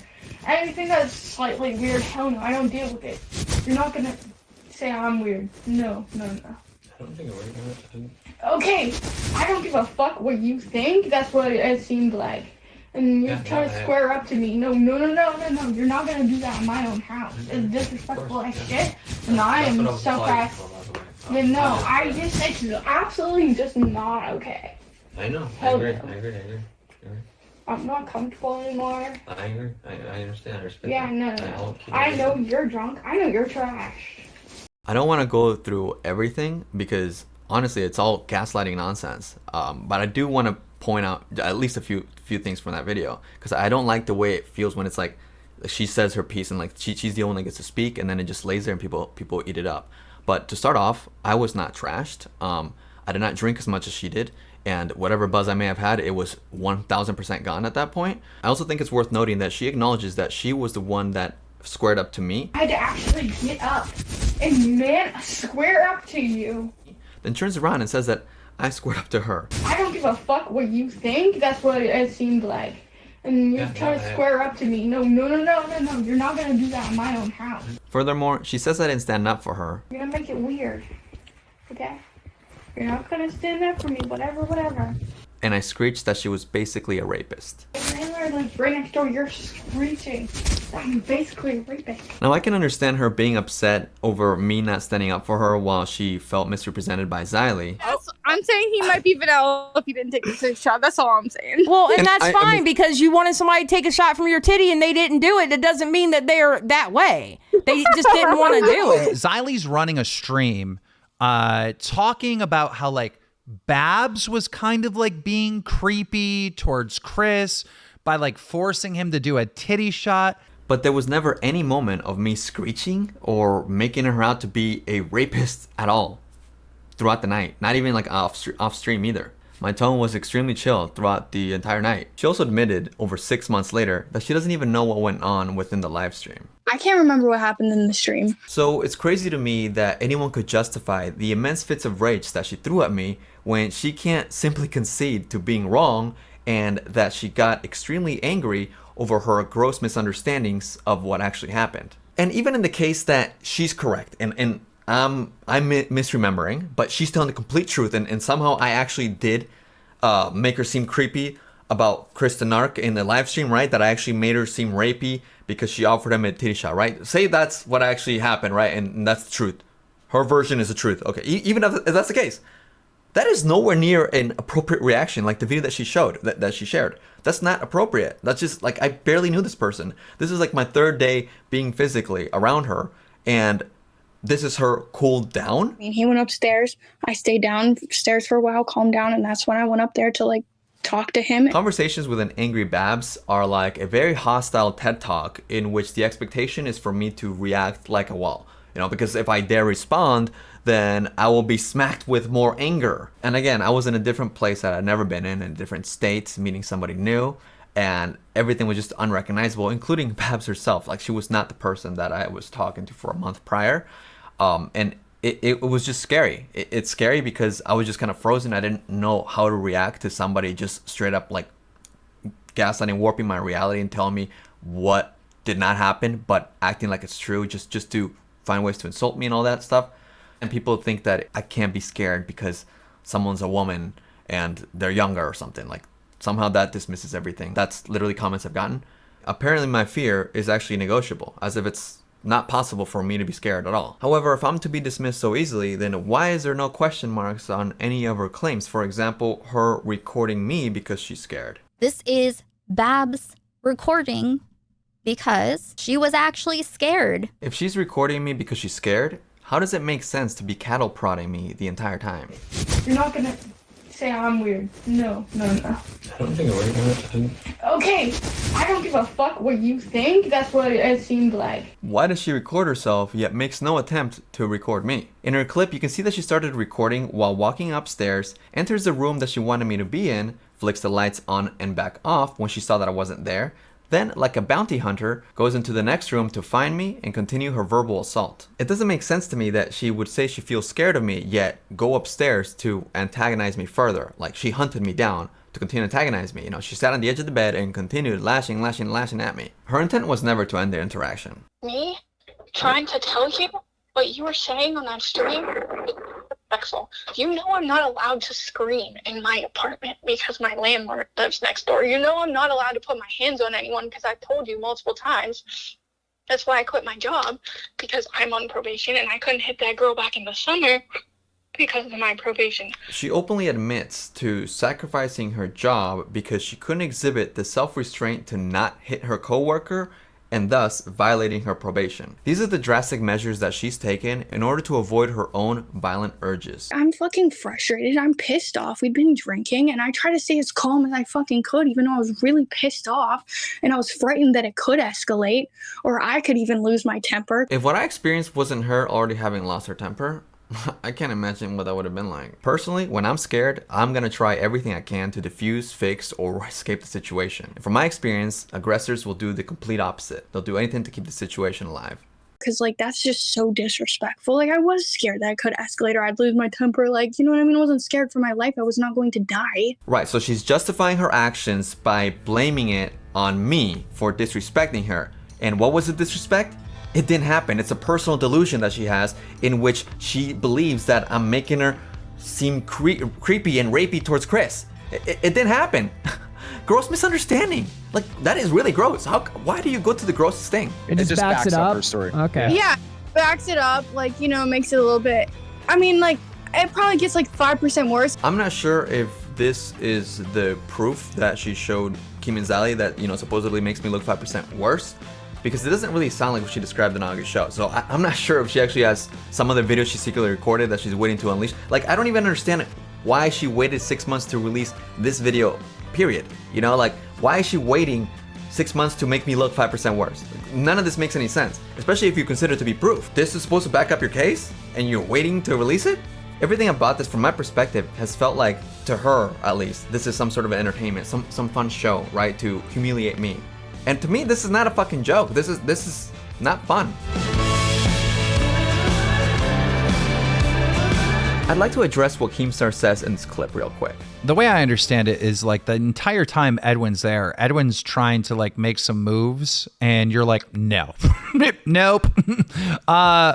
So that could not be farther from the truth. The whole time I was there, I felt like I was walking on eggshells. I mean, in the beginning, I would make light, flirty comments here and there, but I did not touch her or even try to kiss her beyond a cheek kiss at one point in my live stream that we did together. Keemstar himself even acknowledges how awkward he felt because of how awkward we appeared and separated. And when we're FaceTiming, it's very awkward. Edwin's like way over. Okay, Babs is where Brantley is. Edwin's like over here, like. Yeah, like they're so far apart. It like clearly something was fucking wrong. Yeah. And believe it or not, Keemstar, that was actually a good night for us. We had no arguments until we were in bed and silent for at least 10 minutes, and she randomly asked me while I was like half asleep, like, what was my favorite thing that I learned from studying psychology? This was so random and I was confused and I didn't know how to answer her immediately. So I asked for like a minute to think about it, to which she responded, "Did you not learn anything? You should get a refund for your bachelor's degree." And I was like, what? I mean, I did. Think about it. I think it's a good question. And she just kept saying, "Oh no, so you didn't learn anything. If you can't think of anything right away, then you didn't learn anything. You know, you should get a refund for your degree." And I'm like, okay, yeah, all right. And then I just kind of like didn't say anything because I'm like, why is she like picking up an argument out of nowhere when we're like both quiet, ready to go to sleep? Anything that I had said was just swatted down, and I was just like, okay, I'm not even gonna try. But I assure you, aside from that really awkward incident, it was a decent night. And so was the next day. We actually left each other on a pleasant note. Then Babs joined Keemstar and Brantley on a little holiday trip just a couple days after I left Pittsburgh. I'm sorry, but if you're offered a free vacation, you're gonna go on it too. I was both surprised and confused about this because I found out while co-hosting Zali's show. God, is Zali such a reoccurring character in this whole fucking thing, huh? Once we get to South Carolina, Babs just starts unloading this story on us. And we're like, what? Well, at first she's like, I don't want to tell you because like you're not gonna like be able to be quiet. It's gonna explode the commentary community. Like you're not gonna like want to hear this. Why would she preface her story with, this is gonna explode the commentary community, if she didn't expect or want this to be a big deal? This sentiment shows her lack of intention to ever seek a resolution with me because, keep in mind, this is just 2 days after I had left Pittsburgh. So before speaking with me privately, she instead prioritized spilling the tea with the girls. I mean, it sounds like she was pitching her story to TMZ, except since it's YouTube, she pitched it to Mr. Drama Alert, Keemstar. And we're like, what the fuck? We do want to hear it. So that she tells us. It's a little weird to see how excited they get when talking about something that could explode the commentary community. So we've known about some of this shit from like December 20th or something like that. It's weird to me that instead of figuring out a way to deal with all this privately, the go-to solution was making a circus out of it all on the Keemstar Show. So we're not saying anything, but Babs is getting incredibly frustrated because right away, Edwin started talking shit about you. Zali goes live again. Nope, I didn't talk any shit. They're just lying out their ass. Brantley and Keem were in chat, typing out how they quote-unquote took my girl. This was all really weird to process because I was finding out about her joining them on the trip in the live show. And that's not to say that Babs needed to ask for my permission or even let me know. But the fact that she just decided to go on a trip with a 40-year-old man and his 22-year-old girlfriend who they had just met through me less than a week prior was a lot to take in. Add in the whole YouTuber factor, and yeah, I won't lie, I did feel a little bit like a stepping ladder. After that stream, I missed a call from Babs at around 5 in the morning as I was sleeping because I had a flight the next afternoon to go to Mexico for my Christmas vacation. This is something that Babs knew. She called again the next night around the same time while I was sleeping, and this is when things really took a 180. Along with the missed call, Babs sent me some texts that were completely unhinged and randomly confrontational. Your line is already busy. Confused. It was really all just a joke, huh? What? You're mean to me on streams even when you're in my house. What? You call your ex and you show me how you were talking to Bo Black's girlfriend, asking her to fly her out around my birthday. Nope. Sending her hearts and shit we've never done. Huh? And then, like, I'm supposed to be cool. Then you're a completely new person when I meet you. Bruh. I just hope you know I was falling for you all those hours we talked. And I feel like that person never existed. Bruh. Like the person I was talking to all this time died. Bruh. It emotionally hurts me when I didn't need it. Bruh. I was really falling for you. This is sad. Hope your phone call with someone else until 5 a.m. is going well. Huh? Also, y'all were fucking weird in the car and you know it.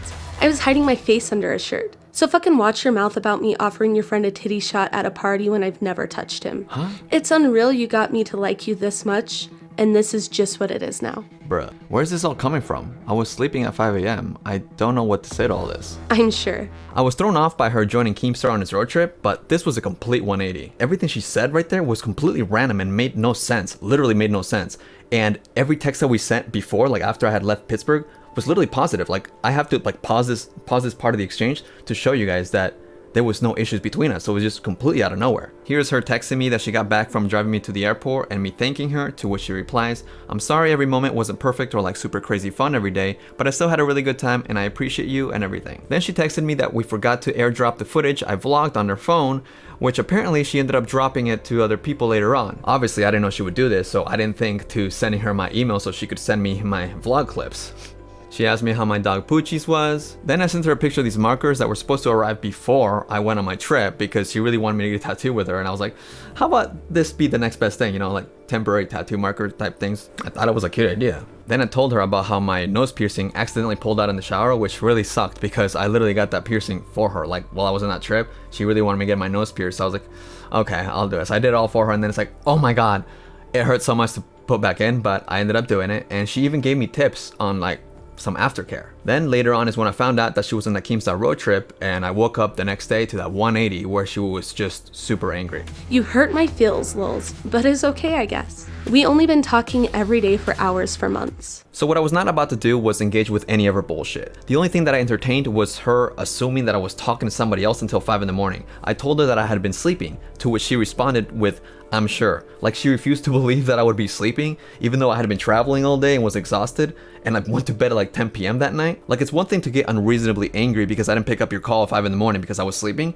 but to then fabricate this delusion that I was talking to somebody else. And her response to me asking her where this was all coming from was that I hurt her feels, lols, and we only been talking every day for hours for months, which is a flag, but it's not a technicality, so I guess we can let it slide. So I responded and asked her, "Are you hurt that we haven't talked as much as we used to since I returned? This just seems explosive, and so I'm trying to see if something happened or it was that we haven't talked as much, because we did talk a little, but I traveled all day yesterday and I was sleeping when you called." You are so mean on your streams about me. For why? Why did I say that was mean? Please don't play dumb, Edwin. I sent her 3 question marks because I had no idea and still have no idea what she was talking about. I wasn't mean to her in any streams, but if I had said something that upset her in any way, this could have been the opportunity for her to let me know. Instead, she says don't play dumb and sends me a gif of more question marks. As you'll begin to notice, when Babs is angry, she becomes hostile and doesn't actually want to have a conversation. She wants to make her points and make me bow down. It's difficult to have a conversation with someone when they invalidate every single thing you have to say for the purpose of trying to make you feel stupid or simply insulting you. We had good times together, but within that, there are parts of you that I was affected by and not prepared for. I'm a very open and transparent person, yet it sometimes feels difficult to fully be that with you because you build these setups that make me feel inadequate. What do you want from this conversation? I guess closure. Sorry I wasn't faking how I was feeling towards you. I know you're single and all, but damn, that's a whole lot of time we spent talking every day. I hope you don't think I was being fake either. I know we talked a lot and it was lovely. I'm all for closure, but that comes with being clear and explaining things without having to say I'm playing dumb. Edwin, you've disrespected me multiple times online and to my face. It's hard to be a sweetheart. I'm not asking you to be a sweetheart. You've disrespected me plenty, but I had to learn to deal with it because it's better than having to be berated or put down. Even now, all you've been doing is saying I did you wrong, but instead of elaborating, you insist on condescending me. You assume the worst to the point where you think I lied about being asleep at 5 a.m. You know I'm in Mexico with family. I don't have time for all this beating around the bush. We had rocky times, but I felt we left each other fine. Creating conflict out of thin air or not looking to genuinely resolve a misunderstanding is not the jam. Edwin, I am not an internet person. I'm going to find clips and timestamps for you. I'm telling you that you sounded rude about me. The first thing you did is ask if Mina can give me a nickname. What? You made me seem rapey about Chris. What? You also kept trying to pass me off to them. Huh? You showed me you were emotionally talking to Bo Black's girlfriend like it would mean nothing to me. Nope. Why? It doesn't even matter. You don't get it. Enjoy Mexico. I feel so dumb. But why are you exploding on all this now? Or were you holding on to it since I was there? We can talk about it, but like I said from the beginning, it sounds randomly explosive. Yeah, I was kind of holding it in because what else were we going to do? But you were also on the Xylee thing just yesterday or something. Talk it out. Or if the time didn't feel right, then we can definitely talk it out now without all this built up angst. That's what's confusing to me. Did I say something wrong on Xylee's? I'm not expecting timestamps at any point or even quotes, just asking what was said that offended you. I can't remember, but it made me cry. Lol. At this point in the conversation, I could see that it was going nowhere, so I just wanted to diffuse the situation and wrap it up. Well, girl, it feels like the worst is applied to everything I say as if you think I intrinsically don't mean well. It sucks to try to combat because when I've tried to, I am not heard. Like everything you said up there too, seems like an odd misunderstanding or misconception of what actually happened. Like the only way you'd believe any of that is if you genuinely thought that I'm a shit person, which is a shit thing for me to try to argue against because I know I'm not. She gave my message a thumbs up, and that was the end of the exchange. I later learned that Keemstar did a live show on Christmas Eve where he accidentally showed his DMs, and at the bottom was one from Babs which read, "Edwin is so nervous." Not sure why she believed that I was nervous on the 21st of December, let alone felt it was necessary to inform Keemstar. I mean, that was a whole 3 days after our last text exchange, and I was in Mexico with my family, so why would I be so nervous? Was that her goal through those text messages? A little sus. Right? When we're in South Carolina, Edwin cammed up and he said something to set you off. Do you remember what that is? Because I actually don't. No, I don't. I don't. So they're bringing up the same thing that Babs brought up to me in text, you know, that I said a mean thing about Babs in the Xylee stream, which, you know, interestingly enough, Babs couldn't say what it was that I said that was mean about her then, and she still couldn't now. Because I didn't fucking say anything. I didn't insult her. I didn't talk any shit. I know. He was lying about, or he was acting like he didn't know what went on. because we had Babs in South Carolina. Yeah. And he started acting all flustered. And then Xylee started asking him questions and he started like tiptoeing. So then Babs was like, just tell the truth. Like, why are you lying? Like, tell the truth about what? Lying about what? Xylee's stream is still up on her channel and you can see that Babs never typed any of those things. So I'm really confused at what the fuck this kind of storytelling is. I mean, I know English is my second language, but I can't be the only person confused at what the fuck Brantley just said. Like, why are you lying? Like, just tell the truth. And one thing led to another, and it just... Oh, and as soon as we got back from Anderson, or South Carolina, it went a whirlwind. On the 27th of December, she texted me, LMFAO WTF, and I'm just thinking, please dog, what now? What is gonna open a can of this time? So I just said, Merry Christmas, trying to keep the vibes positive. And then she says, Merry Xmas, and I hope your BF falls off a bridge. To which I just said, well, that's not very merry.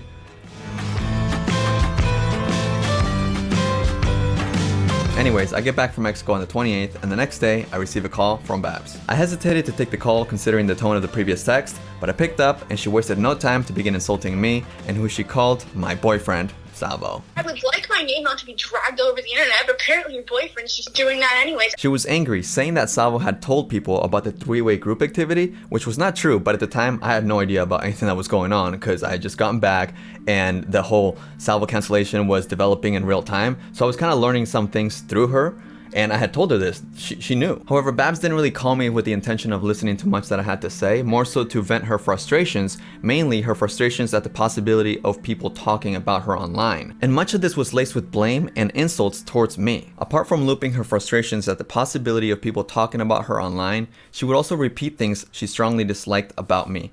She would phrase things in such a demeaning way to make me feel like everything I did was wrong, and despite my continuous apologies, she'd continue to loop verbal attacks at me. She eventually succeeded at making me feel small again. This is when I decided to record the call because I knew that no matter how I were to describe the way this woman degraded me, it would be dismissed or laughed at. I mean, I'm sure plenty of people have already dismissed what I'm describing, you know, and it's embarrassing. Like I get it. It's like laughable. Like, man up, right? Like, that's what she would say to me. Like, you're a man, act like a man kind of thing, right? I know this is, like, not taken seriously by people. This is why it's so humiliating, too. Like, that I had, like, I don't know. Okay, I don't want mentioned. Okay, no mention. Okay. I don't want our situation mentioned. I don't want it mentioned at all. I just want it brushed past over. Okay. And then if everyone in your comments is being a fucking bitch to me, then I'll say it's because you were being disrespectful as shit to me. And I want to be clear that I did not record it with some intention of making any video at all whatsoever. I just wanted somebody else to hear it, so I didn't feel crazy. I wanted some validation. Of course, like, this is super embarrassing. Why would I want this on the internet when I know the general outcome of the reception? I don't. I just wanted, like, you know, some validation from some close people. Nothing was the same in person, Edwin. And trust me, you weren't the same either, like, at all, like, but it's okay. We can just move on. We can just move on. I can stand up for myself. Right, and I can too. That's why I'm putting my foot down, you know? Like, I'm glad and I'm sorry, like, that's it. Why are you putting your foot down? You already stomped on my fucking feelings and my heart. Not only that, but I was sick of being emasculated and beaten down by all these insults. So by the time that I had decided to hit record, like, shortly after, I was so frustrated, and I told her, like, stop. Like, I have to put my foot down. I can't take this anymore. I don't think you're understanding. Okay, I know. You hurt me, and I reacted back. Okay, I know, but, like, you're just rude to me. Like, right now you're being rude to me. Like, why are you rehashing it? Like, you do this thing where you just loop. I get it. You didn't mean that, did you? What's that? You said we could talk about it, but you didn't. But you're saying the same things over and over. What more do you want to say? You don't get it. Huh? You don't get it. Because when I was in Pittsburgh, I felt helpless. You know, I was at a stranger's home and she was just lashing out at me, so I had to submit. But finally, I'm like in Arizona, I'm like, oh my God, please, how can we fix this? Like, can we just get over it, right? So I acknowledge that I'm not cookie cutter clean in this, so, like, I'm sure people pick that apart as well, but you can clearly read between the lines. You don't get it. What don't I get? Like, I'm putting my foot down. I don't want to fucking keep listening to you berate me and belittle me and try to make me feel small, because this is what you did that one night. You just repeat yourself, and that night I couldn't escape it because I was in your house. But now I'm on the phone and I don't want to keep hearing you repeat yourself that, you know, you don't get it, Edwin. You don't get it. Like, stop. That's bullshit. I get it. I'm sorry. What more do you want? That's all I wanted. Okay, For you to I heard it, and I'm sorry. I'm saying I'm sorry, okay? That's why I acted like that, and like. She wanted me to feel bad, to repent for disrespecting her over something that I never did. I'd like you to stop being disrespectful to me about streams, and honestly. I haven't fucking mentioned you on streams, okay? All of this so she could feel justified for the way she freaked out at me. It's because you disrespected me first and multiple times. That's why I wasn't nice to you. Made them swear like on their souls and like their children, like to not say anything though. That's the same attitude she always had with me. She did not want to be talked about, but there was always a condition. If somebody else brought her up or talked about her, then it gave her the okay, the pass, the green light for her to just drag me and talk about anything to do with me. Talk shit on me. You don't get it. It's fine. I just don't want talked about, please. I don't want alluded to. Alright, cool. And if it comes out, then I'll say how I feel. Alright, then I guess the conversation will keep on talking, you know? No, we won't. Then don't talk about it, and that's it. Okay, but if y'all decide to drag it online. But of course, it's always been my fault. My fault that she always feels compelled to spread little bullshit lies across different people, different creators, little live streams and everything about me because they're talking about me first, or because she brought me up because Salvo did something and it's attributed to me. Somehow, his actions are mine. I'd like my name not to be dragged over the internet, but apparently your boyfriend's just doing that anyways. This is crazy. I dragged it online? Really, Bridget? Really? I've tried to talk to him privately behind the scenes like 3 times about this stuff since it all went down. Okay, this is another instance of Babs' storytelling getting a little wonky. She says that she tried to talk to me multiple times before this all went down, assuming this all went down, meaning like her being on the Keemstar Show, right? Which we could give some credit to because, you know, I acknowledged that I missed a few calls from her before we ended up talking on the phone on the 29th, the call that I recorded. However, when she repeated this talking point on a Twitter space, she says that she talked to me multiple times before it all went down. I talked to him privately multiple times before all of this came out. Well, that's just a crazy lie. Bridget, you can loop your lies all you want, but that doesn't make them any more true. And I know people believe you because everybody likes to hate me right now, but it's not true. Check your phone book, you know, scroll, delete all the calls until you get to whatever multiple times you think we talked on the phone, but we only spoke once, and that was on the 29th. And each time, he's cussed me out, and all I've been doing, and I have only sworn at him one time, he has called me a fucking bitch. He's just gone off on me every time. Projection much? Every time you text me, it's either snarky condescending or straight up insulting. And every time we've talked on the phone, you have straight up insulted or cursed me out. When we spoke on the phone, I got frustrated and said that you were being a complete bitch to me. Don't add on to it. It's fucking weird. And that call that he recorded, there's nothing in it.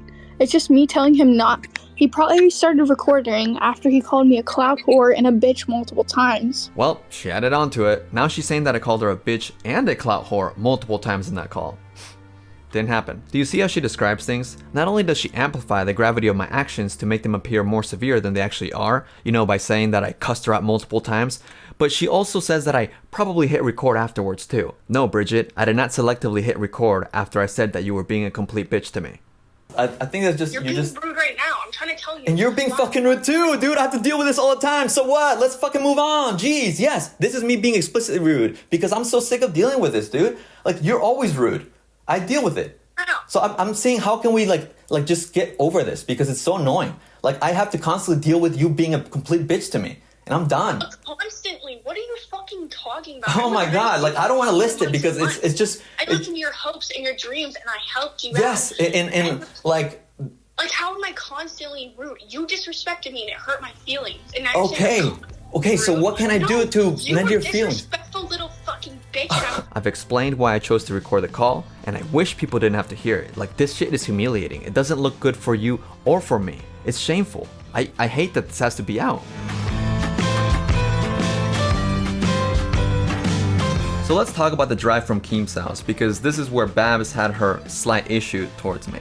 It's the car ride that was the slight issue. We're talking about it. Now, for being a slight issue, she sure has made this out to be a big fucking deal. I mean, the way she describes this car ride is just riddled with half-truths, exaggerations, embellishments, and straight up lies, all with the intent to damage me. And it begins in her first description of the car ride in the Keemstar Show. The car ride, they kept asking me about the threesome the night before, over and over, and I kept trying to like joke it off, like top classified guys, like haha. So after about like an hour of them being like, come on, Babs, like, what did you think about it? I started talking about it. So take note here. She'll spin literally everything she can, every little detail into something negative, as if it's abnormal to ask somebody that you just had an encounter, you know, a private, intimate encounter, the next day how everything went. She spins that as if it's weird and abnormal. Now, this is a half-truth because although it is true that we did ask her several times how it was, and, you know, we were playful about it, and she was playful just the same with the whole, like, top classified information. The exaggeration is that we asked her about it for an hour straight. That just doesn't even feel realistic. Like, how could you ask somebody how the night before was for an entire hour? So I was talking about sex, and they started getting more and more flirty. So what's the crime here? Two guys getting flirty after a woman opens up about how she enjoyed the night before? Now, of course, this is not a detail that she voluntarily divulges into because it wouldn't help her narrative of making me and Salvo appear like creepy men. Or creepy low-tier men, sorry. But don't take it from me, or Salvo, especially not Salvo. Take it from her new friend, Repzilla. Me and Repzilla actually became like friends. So we all agree here that the threesome was, everybody had fun in the threesome. I know I've talked to you guys separately. You've already said it. You had a great time in the threesome. Then she describes another situation in which she behaved playfully with us. So I was just like, and every time they looked at me, they looked at my eyes, they're like, look, she's smiling, guys. Like, she's smiling, like she wants me to pull over. Haha, like, haha. She was being playful and flirty with us pretty much the entire car ride. We were all kind of hungover from the night before, so I actually offered to let Babs have the entire back seat so she could lay down and sat in the passenger seat. And at one point, she put a shirt over her head and she would peek at us, like she would lift up the shirt and like look at us and smile. And I got the impression that, well, for one, she put the shirt over her head so like she could block out the sun because, you know, the hangover. And then, you know, when she was smiling at us, it seemed very much so that she was being flirty because of the things she was saying as well. She was being flirty and being coy. And then Keemstar applies for Interviewer of the Year with this wonderful question. Did you feel like they weren't respecting you? Objection! Leading the witness. Then again, that's the whole damn show. A little bit. Like, I don't know. They were trying to be like flirty, but they were making it like lighthearted, but then they'd make it serious and then make it lighthearted. It's almost comical how even though Keemstar leads her on with practically every question, she still doesn't really answer directly or latch on, and instead answers to something completely different. Are you seriously gonna tell me that the flirting that she just described is now considered disrespectful? I mean, this is especially rich considering the fact that this is being aired on the Keemstar Show of all fucking places. The irony is just bleeding through my computer screen. The guy literally gloated about seeing Babs's breasts as if he held some sort of W over me. She's got great tits. I've seen them. Oh my God, Keemstar, Lord have mercy. Jesus. I just want to say, Edwin, like real quick. Never mind, that's too far. I seen Babs' tits when she was hung over. And like at the end of the day, it's like you treat women with respect. You still get, you know, what you want. You just gotta treat women with respect. Okay, sorry. When she's hungover, dog, should you be looking? Actually, I'm sure it's all good, right? Because hey, you respect her. That's a wonderful. Thank you for the great lesson, Keemstar, Professor Keemstar. You respect women, you can get something out of them. Anyways, Babs goes on to reinforce how everything in the car ride was consensual. I mean, yes, everything was consensual, but in Salvo's own words from yesterday's stream, we asked her for consent so many times it was unreal. Like, yes, you guys did ask over and over and over and over and over again. No, that's actually not what Salvo said. But good job on creating a Mandela effect for people who are too lazy to fact check, which in this particular story happens to be most. And the thing is, it's not me that said that. It was Edwin and Salvo that said that they asked me a million times. Both of them said that. This is what Salvo actually said. Nothing was ever not consensual. Okay, on all three parties.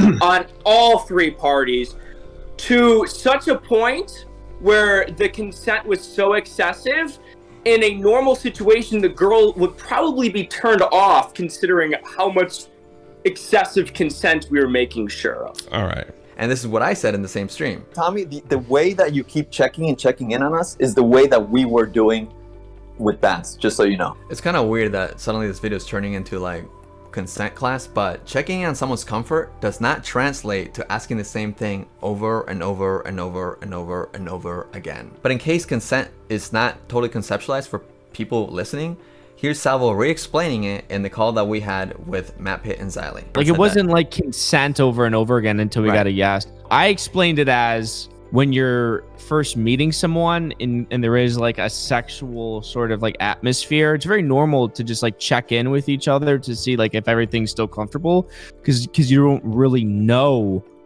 the person. That's how I kind of meant it when I said like we were over the top with consent. So let's talk about the everything that occurred in this car ride, right? Because so far it's just like everything was consensual, but let's actually get into the details because so much vagueness allows for people to speculate the worst, and that's exactly what's happened. So at one point, Babs puts her feet on the console while lying on the back seat. Salvo noticed a tattoo on her ankle that was partially showing and asked to see it. She says sure, takes off the sock to show it off, and he compliments the tattoo. She's receptive and says thanks. Salvo then offered to massage her foot, to which she answered by saying that she wished she could have a good pedicure. He assures her that her feet are just fine and nothing to be insecure about, so then she agrees and he proceeds to massage her foot. Shortly after, I offered to massage her other foot as she was enjoying it, and I thought, why not? She agrees, and I massage her foot. So now that we're completely clear, these were the questions and interactions that she refers to when she says that we asked her for consent over and over and over and over and over again. They wanted to massage my feet, okay? So after they were massaging my feet, because like they kept asking, I was like, fine. You know what I mean? It was consensual.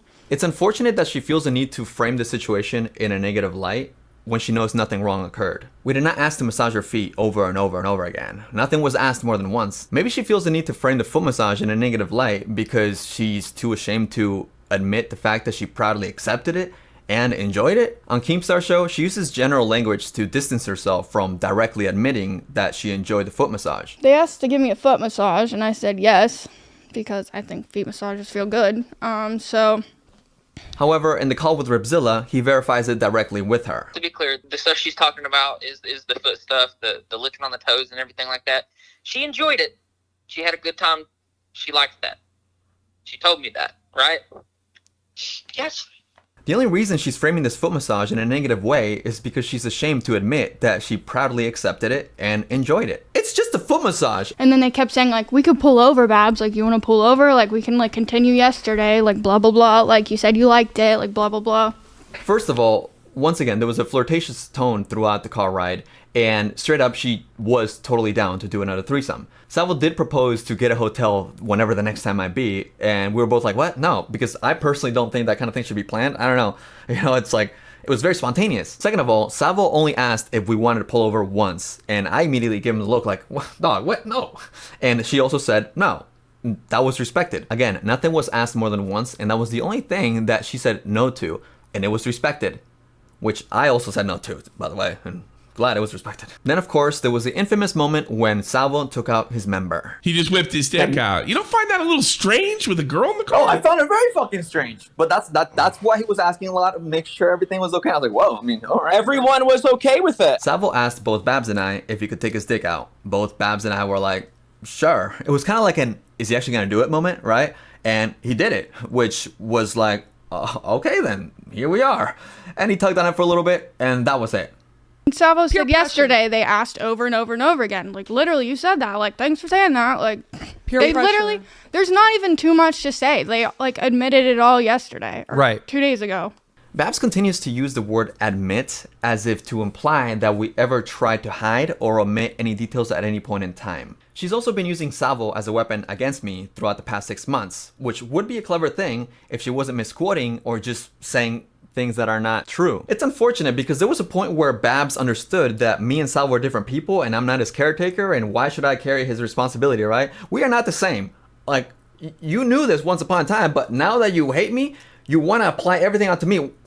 I'm not responsible for him. Now, it's worth emphasizing that Babs has been the most vocal, like behind the scenes and even publicly, that she's never wanted any of this to come out, right? She's wanted all this to be kept private, which would be great if like her actions lined up with her words. I mean, I know I, for one, didn't care to share any of the intimate details from this particular weekend, but it's like with the worst being assumed at every turn, you know, the worst being speculated due to the vagueness that she's provided, it feels like it's the only way out to just like, okay, here it is. Like, here's the humiliation and here's the rawness. Here's what actually happened.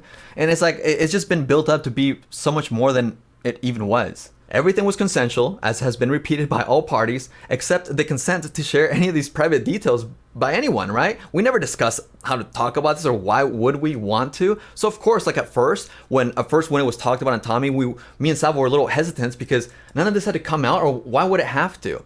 When everything's consensual between adults, why does this have to be out? Other than to paint us in a negative light? Everything was consensual except the consent to share any of this. Like, you know, at no point was any of this discussed between the 3 parties involved as far as like sharing the details. So it just feels kind of weird. Babs just decided to give Keemstar permission to surprise Salvo with the whole car ride story under the guise of a Me Too incident. I got a better question. I finally got permission now. You finally have a good question, Keem? Abs, Edwin's girlfriend, would like me to ask you about the car ride back to Ohio. What happened there? What? Well, the story she told me in private is that, you know, it was like a Me Too situation. So the reason this whole thing initially came out was to attack Salvo, not me. She just latched onto me afterwards. And to call it a Me Too story, dude, Me Too is when people feel silenced or intimidated into silence because something wrong actually happened, something non-consensual. What a joke this whole thing has been. Does everyone agree it's consensual? Yes. So why are we talking about it? Everything was consensual, so why are we talking about it? I've had a lot of time to listen, process, and suffer, but this is not me at my most overwhelmed or most emotional state. This is my response, not my reaction. I feel like she wants to punish me for not living up to who she idealized me to be. She failed to accept that we were incompatible and decided that it should mean something about me. And the implication from me was that he was gonna ask me out, like officially, like on this trip, but it didn't go like that. And I think that this created resentment towards me. This entire year, Babs has been puppeteering this narrative that she was SA'd via coercion. And when she's not the one behind the narrative, she'll either sit back or straight up just enable it. When Babs called into Salvo's livestream, she asked, "What are y'all so mad about me for?" This just shows that she fails or just straight up refuses to understand the damage that her words have caused. Sure, she's repeated that everything was consensual numerous times. No, everything was consensual. But practically every time, she would follow it up with a venomous message. Like, it's not like it was unconsensual, it was just creepy and awkward and uncomfy. Whether she alludes to coercion or calls us creepy, pervy, low-tier men. The whole point of this is that they are both sex pests, okay? And they're both fucking creepy. And you guys didn't assault me, but yeah, you guys are just low-tier men and you're pushy, you're creepy, and you're pervy, okay? And that's all I've ever said. It shows her resentment and also kind of deflates the whole message and the whole repetition of everything was consensual. All right, you're being like harassed, all right? So, all right. You can see she disagrees with Keem here, yet she doesn't vocalize it. That's the tone of the whole damn show. It's incredibly irresponsible. It's especially ironic that she doesn't correct Keem from saying she was harassed, considering how nightmarishly angry she got at the mere idea that I made her sound creepy or rapey, or just went along with it. I can't remember what happened in the stream, but whatever it was, either he made it rapey or he was just going along with the story or whatever it was. And it's beyond ironic that this would reoccur yet again on a significantly larger scale when Xylee did a live stream essentially accusing me of SA just a day after speaking directly with Babs. Babs told me everything. Everything. Straight up announcing to the world that she had exclusive information from Babs just the night before and that she knew that I SA'd Babs. And Babs, knowing this was not true, she didn't even care, you know, even though she knew it wasn't true. I just want to say, guys, don't be too hard on, like, it's hard, like, Xylee saw the proof, so I feel like that's why she's more passionate about it. So just to reiterate, when she thought that I made her come off creepy or rapey on Xylee's stream, she was furious. Yet she refuses to understand or empathize as to why I would be upset at the way she's just like casually like, oh, go easy on her, deliberately enabling this narrative against me. So what would we call that? Not saying that's what she's calling it, but what would you call it? What would we call that, Repzilla? I'm woke, you're woke. What would we call that?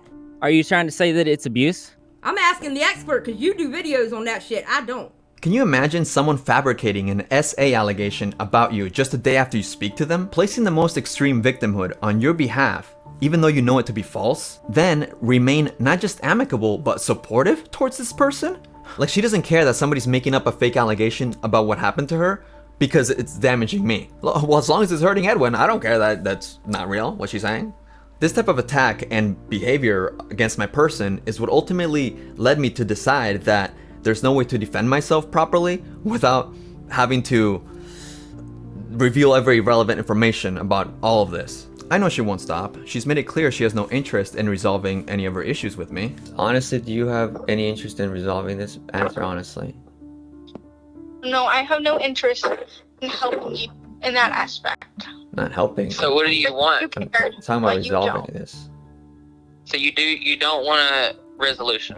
Me and Edwin are never gonna hash this out. Despite her 4-hour appearance on Keemstar Show and all her other appearances on all these different live shows, I know she'll keep talking and finding places to just keep slandering my name. I know she will. I mean, I know that I've already lost viewers and subscribers due to her, and I understand it in part I'm at fault because of my mishandling and stuff, right?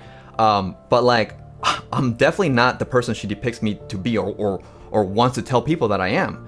So like, I'm gonna keep doing my thing regardless of how long she tries to stick around and be in my orbit. She's done and said many things that have revealed her malice towards me, and I know I've displayed plenty of examples throughout the video, but I feel the need to summarize and probably add some new examples. Starting off with the veiled threats. So fucking watch your mouth about me offering your friend a titty shot at a party when I've never touched him. Yeah, because you were a little bit afraid of Okay. what I had on you. And if he wants to restart a receipt, or he'll lose, and it'll make him look real fucking bad. And I could have gone, I didn't release, I probably talked about 80% of what happened. I could have gone into extreme detail. I could have talked about the rest of the stuff that happened in my house. Like, I could have, but I didn't. Like, and like, My point is, still talking about it. If you keep pushing me, like, I could put it out. Nobody was pushing. It's like she creates ideas and excuses in her head to just go off. You know, she's like, give me a reason. Give me a reason. I have been very gracious in the things I haven't said. Am I supposed to be thanking Babs for her grace and generosity in what she didn't say throughout the 4-hour Keemstar Show and all the other times she talked about me? You guys want a twit longer? No, I said y'all were creepy and made it uncomfortable. Oh, I guess I should also be thanking her for not dropping a twit longer. So, if they want to start a receipt war, it's just gonna get worse and worse and worse and worse. At this point, I'm not gonna be the bigger person anymore, Edwin. I don't want our situation mentioned. I don't want it mentioned at all. I just want it brushed past over. Okay. And then if everyone in your comments is being a fucking bitch to me, then I'll say it's because you were being disrespectful as shit. I feel like she has said these things to intimidate me and, you know, just hold control of the narrative. Like she wants to intimidate me to not speak or you know, just into silence because she's got more bombs against me. In the stream with Salvo, she barked. Why are you still talking about it 8 fucking years later? This is a sentiment that I could agree with. You know, this should have been blown off as some sort of like Vegas weekend type of stint and then we don't talk about it. But Babs was the one that spoke out about the whole story first because she was mad at Salvo. And even after April, even after she said that, like complaining about why it's being talked about, she continued to feed Aiko a 5-course meal worth of like information, and she was in her chats and giving her videos so Aiko could continue talking about the situation that she's complaining about us talking about, right? That's all you get. Okay. But it's like, she gets mad that we talk about it. Why? Because we're giving our perspective. I feel like that's part of the intimidation, like trying to like shame us for giving our perspective, which like this right here, this video is me finally getting to say everything there is to say. It feels good. It feels good to get off my chest. I honestly do feel like she's really wanted control of the narrative surrounding this story throughout the entire year. When I confronted her about this, she didn't even refute my point. Am I allowed to speak, or you just want to do all the talking? Because it sounds like you want to take control of the narrative no matter what. Because no matter what, anytime you're mentioned, you need to be there. This is literally like the most I've ever talked about you ever. And you needed to be here and make sure that you control the narrative. Anytime any streamer has ever talked about you, you've been there, you've listened. That's not true, actually. I mean, that Salvo stream that she called into was meant to be about Zali fabricating the allegation, right? Like, I called in to say my thoughts, and within 6 minutes of me being in that call, she was in the chat demanding to call in, and instead of calling in to talk about something she should agree on, the fact that Zali fabricated an allegation saying something happened to her that didn't. Instead, Babs excused Zali's actions and pretty much just called in to argue with us until she had to go, and even apologized that she couldn't stay longer. Sorry, I'm on the phone with the YouTubers. Yeah. Guys, I gotta go. Okay, that's bye-bye. I mean, I guess. I'm sorry, I had plans tonight. I waited as long as I could. She also asked to call into my second live stream of the year, which had nothing to do with her. Like, why would she be interested in calling into my show? That has nothing to do with her, right? If not to continue shitting on me because we weren't on talking terms at this point. In Xylie's live stream, she typed out, "These two idiots twisted themselves into accidentally admitting to everything, even things I hadn't come out about, as if she owns the entire story or perspective about what happened." Which leads me to my next point. She lies with apparent intent to humiliate me. We can start off with the whole gay narrative that I did stuff with Salvo after she did stuff with Salvo. Did not happen. I mean, she lied about all this to the extent that she also said that she slept with me. Like, how much stamina does this woman think I have? Pumping my man and then pumping her? What? I'm not trying to embarrass myself, but I feel like if it was the first time I'm sleeping with a man, do I really have the stamina to do it to a woman too? Am I embarrassing myself here? She also tries to lie about how she gave us glowing reviews about the Threeway group activity in the car ride. In the car, you were telling us how good it felt that two hot guys were all over you, correct? No, that's not how it happened. It was weird to hear her deny it, but Salvo did ask it in a very leading sort of way, so I just asked in a more open type of question. Well, how did you describe the threesome? Because when we asked you about it in the car, how did you describe it? Consensual, like it was fucking. No, in the car, how did you describe it? It was fucking really weird and uncomfortable. No, you did not describe that. Like, dude, she's telling us that in the car she described it like that? No, it's not illegal. So like no, there is no fucking way. For some reason, she repeats what she said on the Keemstar Show, even though I'm asking her how she described it in the car, right? So it's so confusing to me that I just decided to give her the direct quote of what was said by her. In the car, you told us I had two hot men on each side of me. What's there not to like? That is a direct fucking quote. Do you not remember this? Mean? I liked you, Edwin. Like, of course I'm gonna gas up your head. Not only did she admit that she lied, but she also tells on herself. She says, I liked you, so of course I'm gonna play it up. Just the same way that now she dislikes me, so of course she's gonna play that up. Hence why she lies to amplify the dislike towards me. Her dislike, in fact, goes so strong that she has outright said, Edwin said I traumatized them, LMAO. Edwin fucking drown. Someone check on Edwin's mental health after tomorrow. This of course being a day before she went on Keemstar Show. Just someone check on his mental tomorrow after we prove everything, please. I think Edwin will be ruined tomorrow. Crash and burn, cuck. Like, baby, y'all forgot to drag Edwin down with Salvo. Like, it's not funny anymore. Besides lying, she's also been very dishonest in the way that she tells stories to the public versus how they truly transpired, or even just how she tells them in private. The foot massage. Publicly, she has avoided saying that she enjoyed it, while allowing people to assume the worst. Same with the three-way. To the public, she has never admitted that she enjoyed it, and instead just alluded to being too drunk, or just straight up making it seem like we pressured her into that, even though she's the one that started it. Also, when she has talked about the argument at her house, she always makes sure that she says that she kicked me out, but never includes the fact that she also asked me to stay. She also uses alarming and accusatory language while still being vague in her storytelling, which of course allows the audiences that are unaware of what happened, mostly everybody because she doesn't tell stories very well, to just theory craft what they think happened. I also didn't attack Edwin in my house. I've never said that Babs attacked me. What I have said is that she rushed at me, which she corroborated within the video that she recorded herself from that night. I had to actually get up and man square up to you. And even Aiko asked Babs if I actually said that she attacked me, and Babs backtracks, but still says yes. Did he say you attacked him? He said that I came after him. Oh my god. Saying she rushed at me is not the same as saying that she attacked me, but this is what Babs does. She amplifies and exaggerates her language to add gravity and severity to a situation where it's just simply not needed. She also said that she initially didn't want to put out the clip of her going off on me at her house because she thought that people wouldn't care since I didn't hit her or rape her. What? And I didn't put this out because, like, when I came out, I'm like, hey, I wasn't raped. Everyone's like, well, that doesn't matter then. And because he didn't actually hit me, I figured everyone would be like, well, that doesn't fucking matter either. And it probably might not to a lot of people. But, you know, like, okay. Is she mad that I didn't do these horrific things? Or why even include them as if they were ever part of the equation? It's almost like she's disappointed that I didn't do anything like that so people would care more about what she has to say? It's fucking whack. Another prominent example is when Babs called into Augie's live show and he asked her about the statement that I put out when I first announced that I'd be responding to all her claims because it had become apparent to me that she would not be going away. And he claims that you're now trying to like ruin his life and career. You're hell-bent on torturing him for the rest of his life. Would you say that that's an accurate characterization of what you're trying to do, your goals, or what? An honest person would answer this question with a yes or a no, maybe an explanation. I mean, it's a heavy question. Are you trying to ruin someone's life? Instead, Babs responds by saying, every time someone's made it more than it is, like, okay, it's hard when someone says to your face that you were raped. It's hard not to like think deep into that and dig deep into that. What the fuck?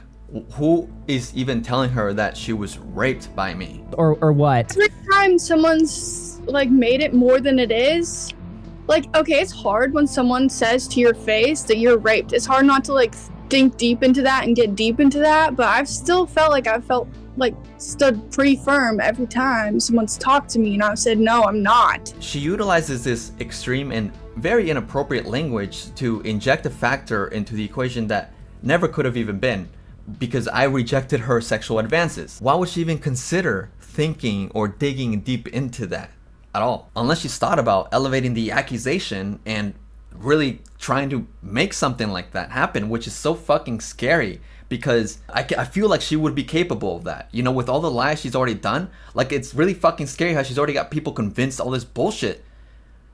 And like, she could just, on the whim, just change shit up. Because up until this point, she had not said that we slept together. It wasn't until like a month later when she called into Salvo's show that she pulled that out of nowhere, right? She just made that up. So it's like, this is scary. Like, this idea that someone can just say this and then people are just listening is fucking scary. She also says I almost broke the law through some pretty severe implications. And I'm still standing by. I don't feel like any laws were broken. I wasn't raped, assaulted, whatever. Did they toe that line? All puns intended? Yeah, but they didn't cross it. Like, no. How do we toe the line of breaking the law? Because it sure as fuck wasn't through assault or rape. But her inclusion of these words and phrases when it's completely inappropriate and just unnecessary leaves an unknown audience, like unknown to the story, open to that possibility when it never could have been. It's like intentionally leaving things open for interpretation. Like, no. So, like, whatever you guys want to call it, I'm not putting a label on that. I don't want to think about it. But I mean, she literally says she has no issues with leaving the labels up to the audience, whatever they want to call it. Okay, more attacks. Let's go. I went there for Edwin, and he wasn't a man. She tries to take jabs at my masculinity. I hate baby talk. It makes me want to vomit, okay? And if I ever hear a full-grown man ask me if he can take a poopies in my house ever again, I will fucking pass away. As if my verbiage would take away from me being a grown man. Which, of course, what she defines as baby talk is me saying that I have to poopy on the first night that we got to her place. Whoops. I also said, oof, I'm coldies on the first day we got to Pennsylvania because it was cold. Which, like, you do you, boo, but if I'm coldies, I'm gonna say that I'm coldies. And if I feel too awkward to say that I have to take a shit on the first night that I'm at your place, then maybe I'll say I have to poopy. Regardless if you think it makes me some sort of low tier baby man. You think I'm gonna sit here and say I'm not a whore? Okay, that doesn't mean you're not low tier fucking men. Okay. And by the way, where even is the line drawn on what baby talk even is? Because she says icky, girlies, besties, and she has no issue when Keemstar on that same show says when it's time to go sleepy. What happens when it's time to go sleepy? Not only that, but she roleplayed as a 15-year-old for an uncomfortably long period of time when I was at her house. Look at my face without makeup. Okay? You can't believe that I'm 15? Look, no, don't. Why would you say this? No, oh my god, you're really ruining things. Wait, should I put my hair in pigtails? No. I'd be over or under half your age. Stop. You're an adult. She's an adult woman. Don't do bunny quotes. I look like a child. No, don't say that anymore. No, I really do. I don't you don't think I look like a small person without makeup? You don't think I look like a 12-year-old ready for soccer practice? You know, at first, I was confused as to why she takes so much issue with what she sees as baby talk when she talks the way she does and even did the little role play, right? But now I think I kind of understand that it's not so much the baby talk itself, but more so how she wants her man to be. And Salvo, honestly, my problem really isn't with you. Even though I think you're just kind of like a low-tier man, my problem's with Edwin, my man. Like, dog, shouldn't I have a say in whether I'm her man or not? Like, I was not her man. When was I your man? You literally flew out to my house, Edwin. I'm just confused on why you. Well, like, no, so, like, we're not gonna I play that figured we game could- here. We were getting along pretty well over FaceTime for about a month, and when I flew over, unfortunately, we were incompatible because she was very scary. So naturally, I did not want to be her man, and I did not want her to be my girl. Again, she romanticized the version of me that never was and became more and more scornful as I continued to not cater to her desires and expectations of who she wanted me to be. And this all even rolled over after I left Pittsburgh too. She latched onto me after I left Pittsburgh and kept looking for reasons to get mad at me. I mean, why is she watching my New Year's Eve live stream on New Year's Eve if she is so angry at me, right? Well, she wanted reasons to get mad at me. She was in my chat and she sure found some. And like when you go on your stream, Edwin, and act like an angel, like that's nasty. Now, I will say, my New Year's Eve live stream received a lot of criticism beyond just spabs, and that's okay. You know, it's not my best, and it's definitely criticizable. However, when she says that she thought I acted like an angel on that live stream, and uses that as an excuse to come out and talk about me, and try to make me look bad, right? That just comes off extremely spiteful. I mean, why are you personalizing something like this? This just comes off parasocial when you could have just like stopped keeping up with me. She also said my stream upset her because I burnt pictures of me and Salvo and I massaged her feet with him. What? It was just very agitating to me that Edwin is sitting there on stream burning pictures of him when he is doing it with him. Like... In that clip, she says it all vaguely because it would sound silly if she spelt it out the way I just did. I'd assumed it's because she's ashamed to publicly admit that a foot massage feels nice and wants internet validation? Or maybe it's because it's a foot massage from Edwin and Salvo. To be clear, the stuff she's talking about is the foot stuff, the licking on the toes and everything like that. She enjoyed it. She had a good time. She liked that. She told me that, right? Yes.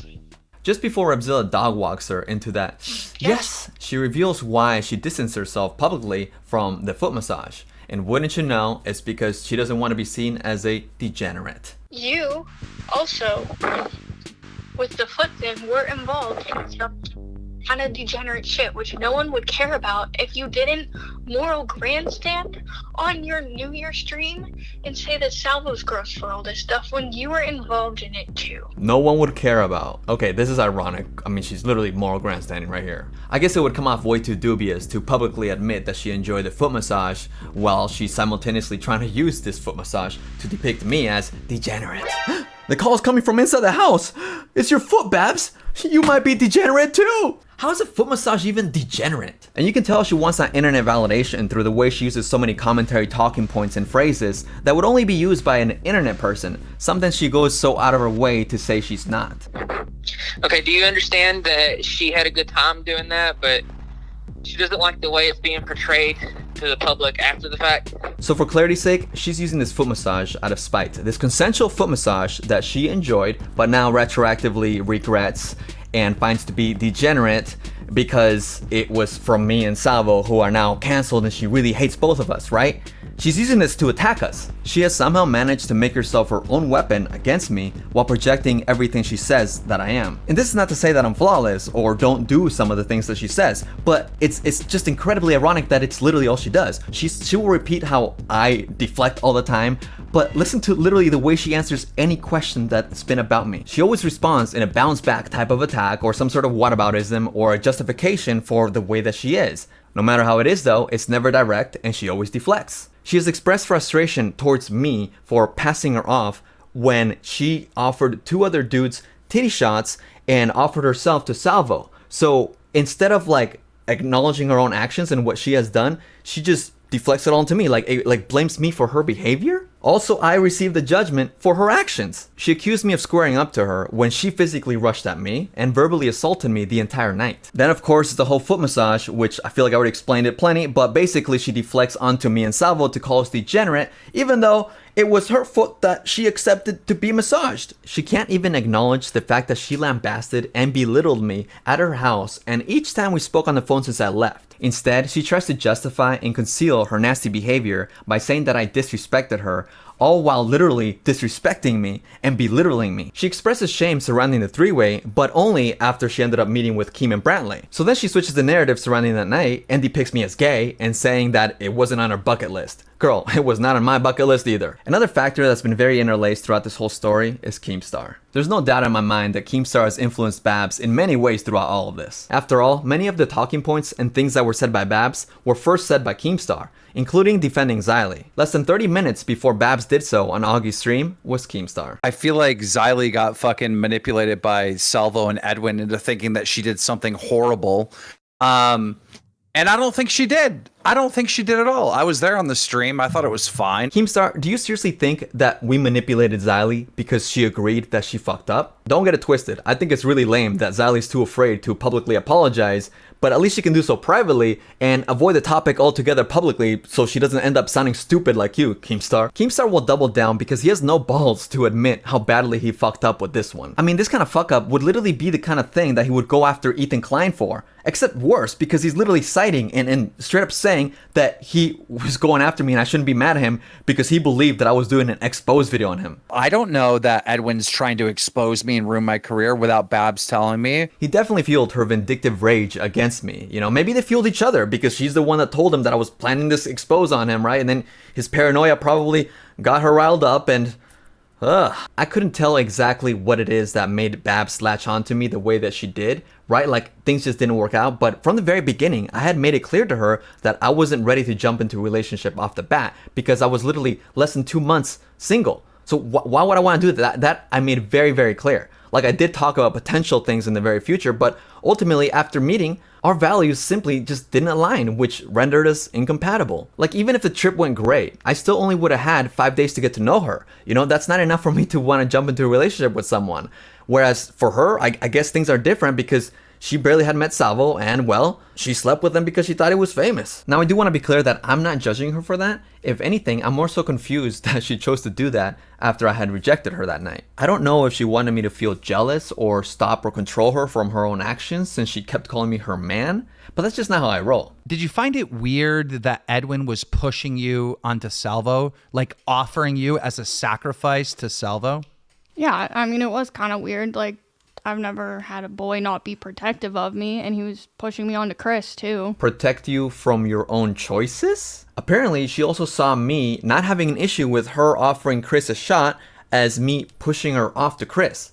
What? Am I supposed to be sorry for not feeling comfortable or even wanting to tell this woman what to do on the first day we met? I'm assuming this bothers her because it makes her come off promiscuous and I should have been the good boyfriend to stop her, but if that's the case, then she's just cheating. But we were never dating. This is an inappropriate scenario to even consider.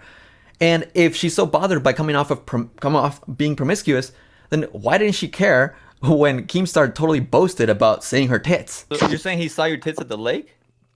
I was in a bikini, Edwin. No, Do you know what that is? He said is? that he saw your tits like when you were waking up or something. In Xylee's It's a bathing suit, Edwin. No, he Do said you know what that- do you know what that is? She minimizes that it happened. However it happened, you know, whether he actually saw them bare or really just bragged to me that he saw her tits in a bikini.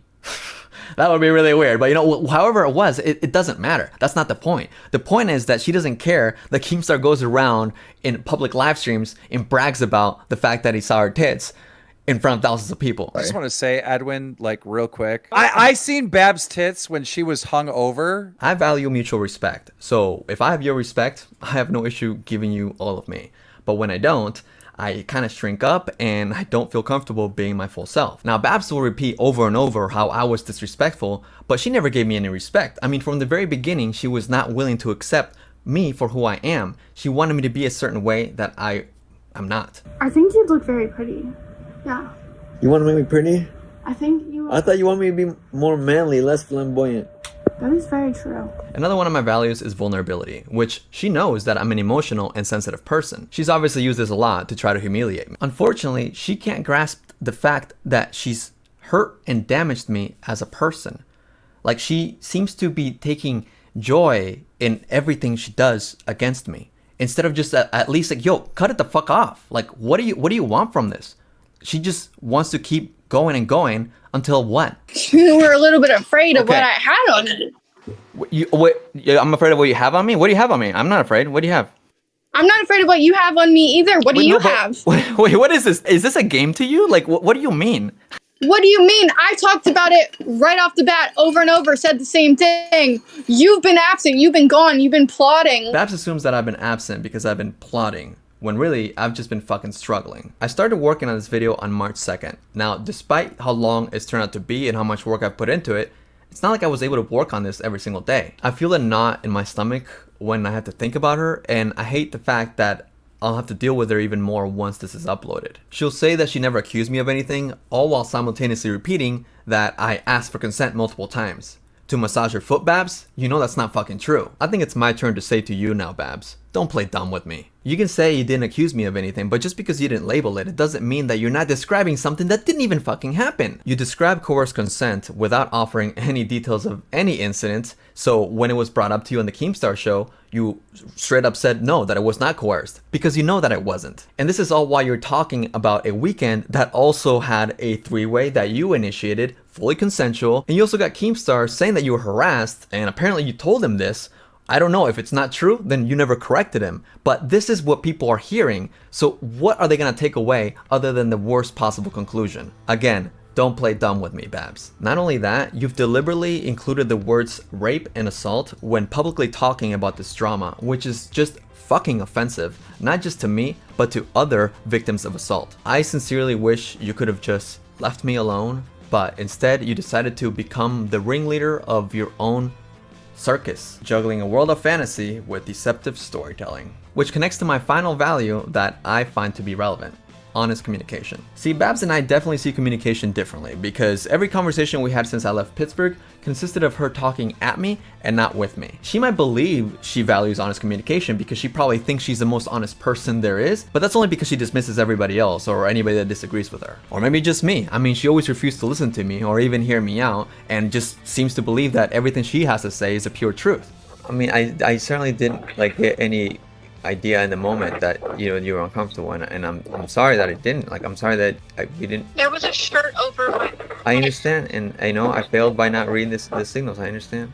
Regardless of my apologies, she's always refused to believe that I could actually feel bad or be sorry. Edwin, I don't believe you, because you cover these stories of people that do less. She says she doesn't believe me and compares this story to one that I would cover in one of my videos. Well, I'm covering it now and letting you know that none of what's occurred warrants your relentless lies and false accusations, Babs. You've said this was just a slight issue to you, yet desire a whole spotlight in one of my videos. Well, I hope you're enjoying it. I sure as fuck am not. And you don't. I'm not sorry, so please stop saying it. Well, I'm sure you noticed, hopefully, that this is not an apology video at all. Please don't get it twisted. But I do want to say that I did mean it when I apologized to you that I didn't read the signs and you felt uncomfortable at one point in the car. I'm sorry for that, genuinely. Trust me, I felt extremely uncomfortable during most of my stay in your home. But don't worry, I'm not expecting any apologies from you at all. Not that it matters, right? Because like you've said yourself, you have nothing to lose, and going after me, well, that's more fun. I want to be free of this, but I know she won't stop. It's extremely frustrating. I know she'll refuse to understand how she has affected me and my life, but I'm not doing this for her. I don't need her acceptance. Or anyone's acceptance, really. But I do feel like I need my story and perspective to at least exist. My hurt, suffering, and trauma are real. It's not up to her or others to decide the reality of what I've been through. I've put out what should be sufficient information to back up this response, but I know she will want to keep this going. She had said so already. Regardless, this is me finally speaking up against the histrionic gaslighter and pathological liar which I had the misfortune of meeting. If truly needed, I will review the recorded calls or any other piece of content included in this video, but I really don't want to keep this going forever, so let's hopefully at least draw the line there. On another note, I am aware that there are people who would like me to address other dramas, and I just want to say that I'm not opposed to this. I actually plan on doing so. I've been talking to Nick quite a bit, and we might end up doing a live show just once the dust from all this totally settles. He's totally down, and it should be good, like the good old days.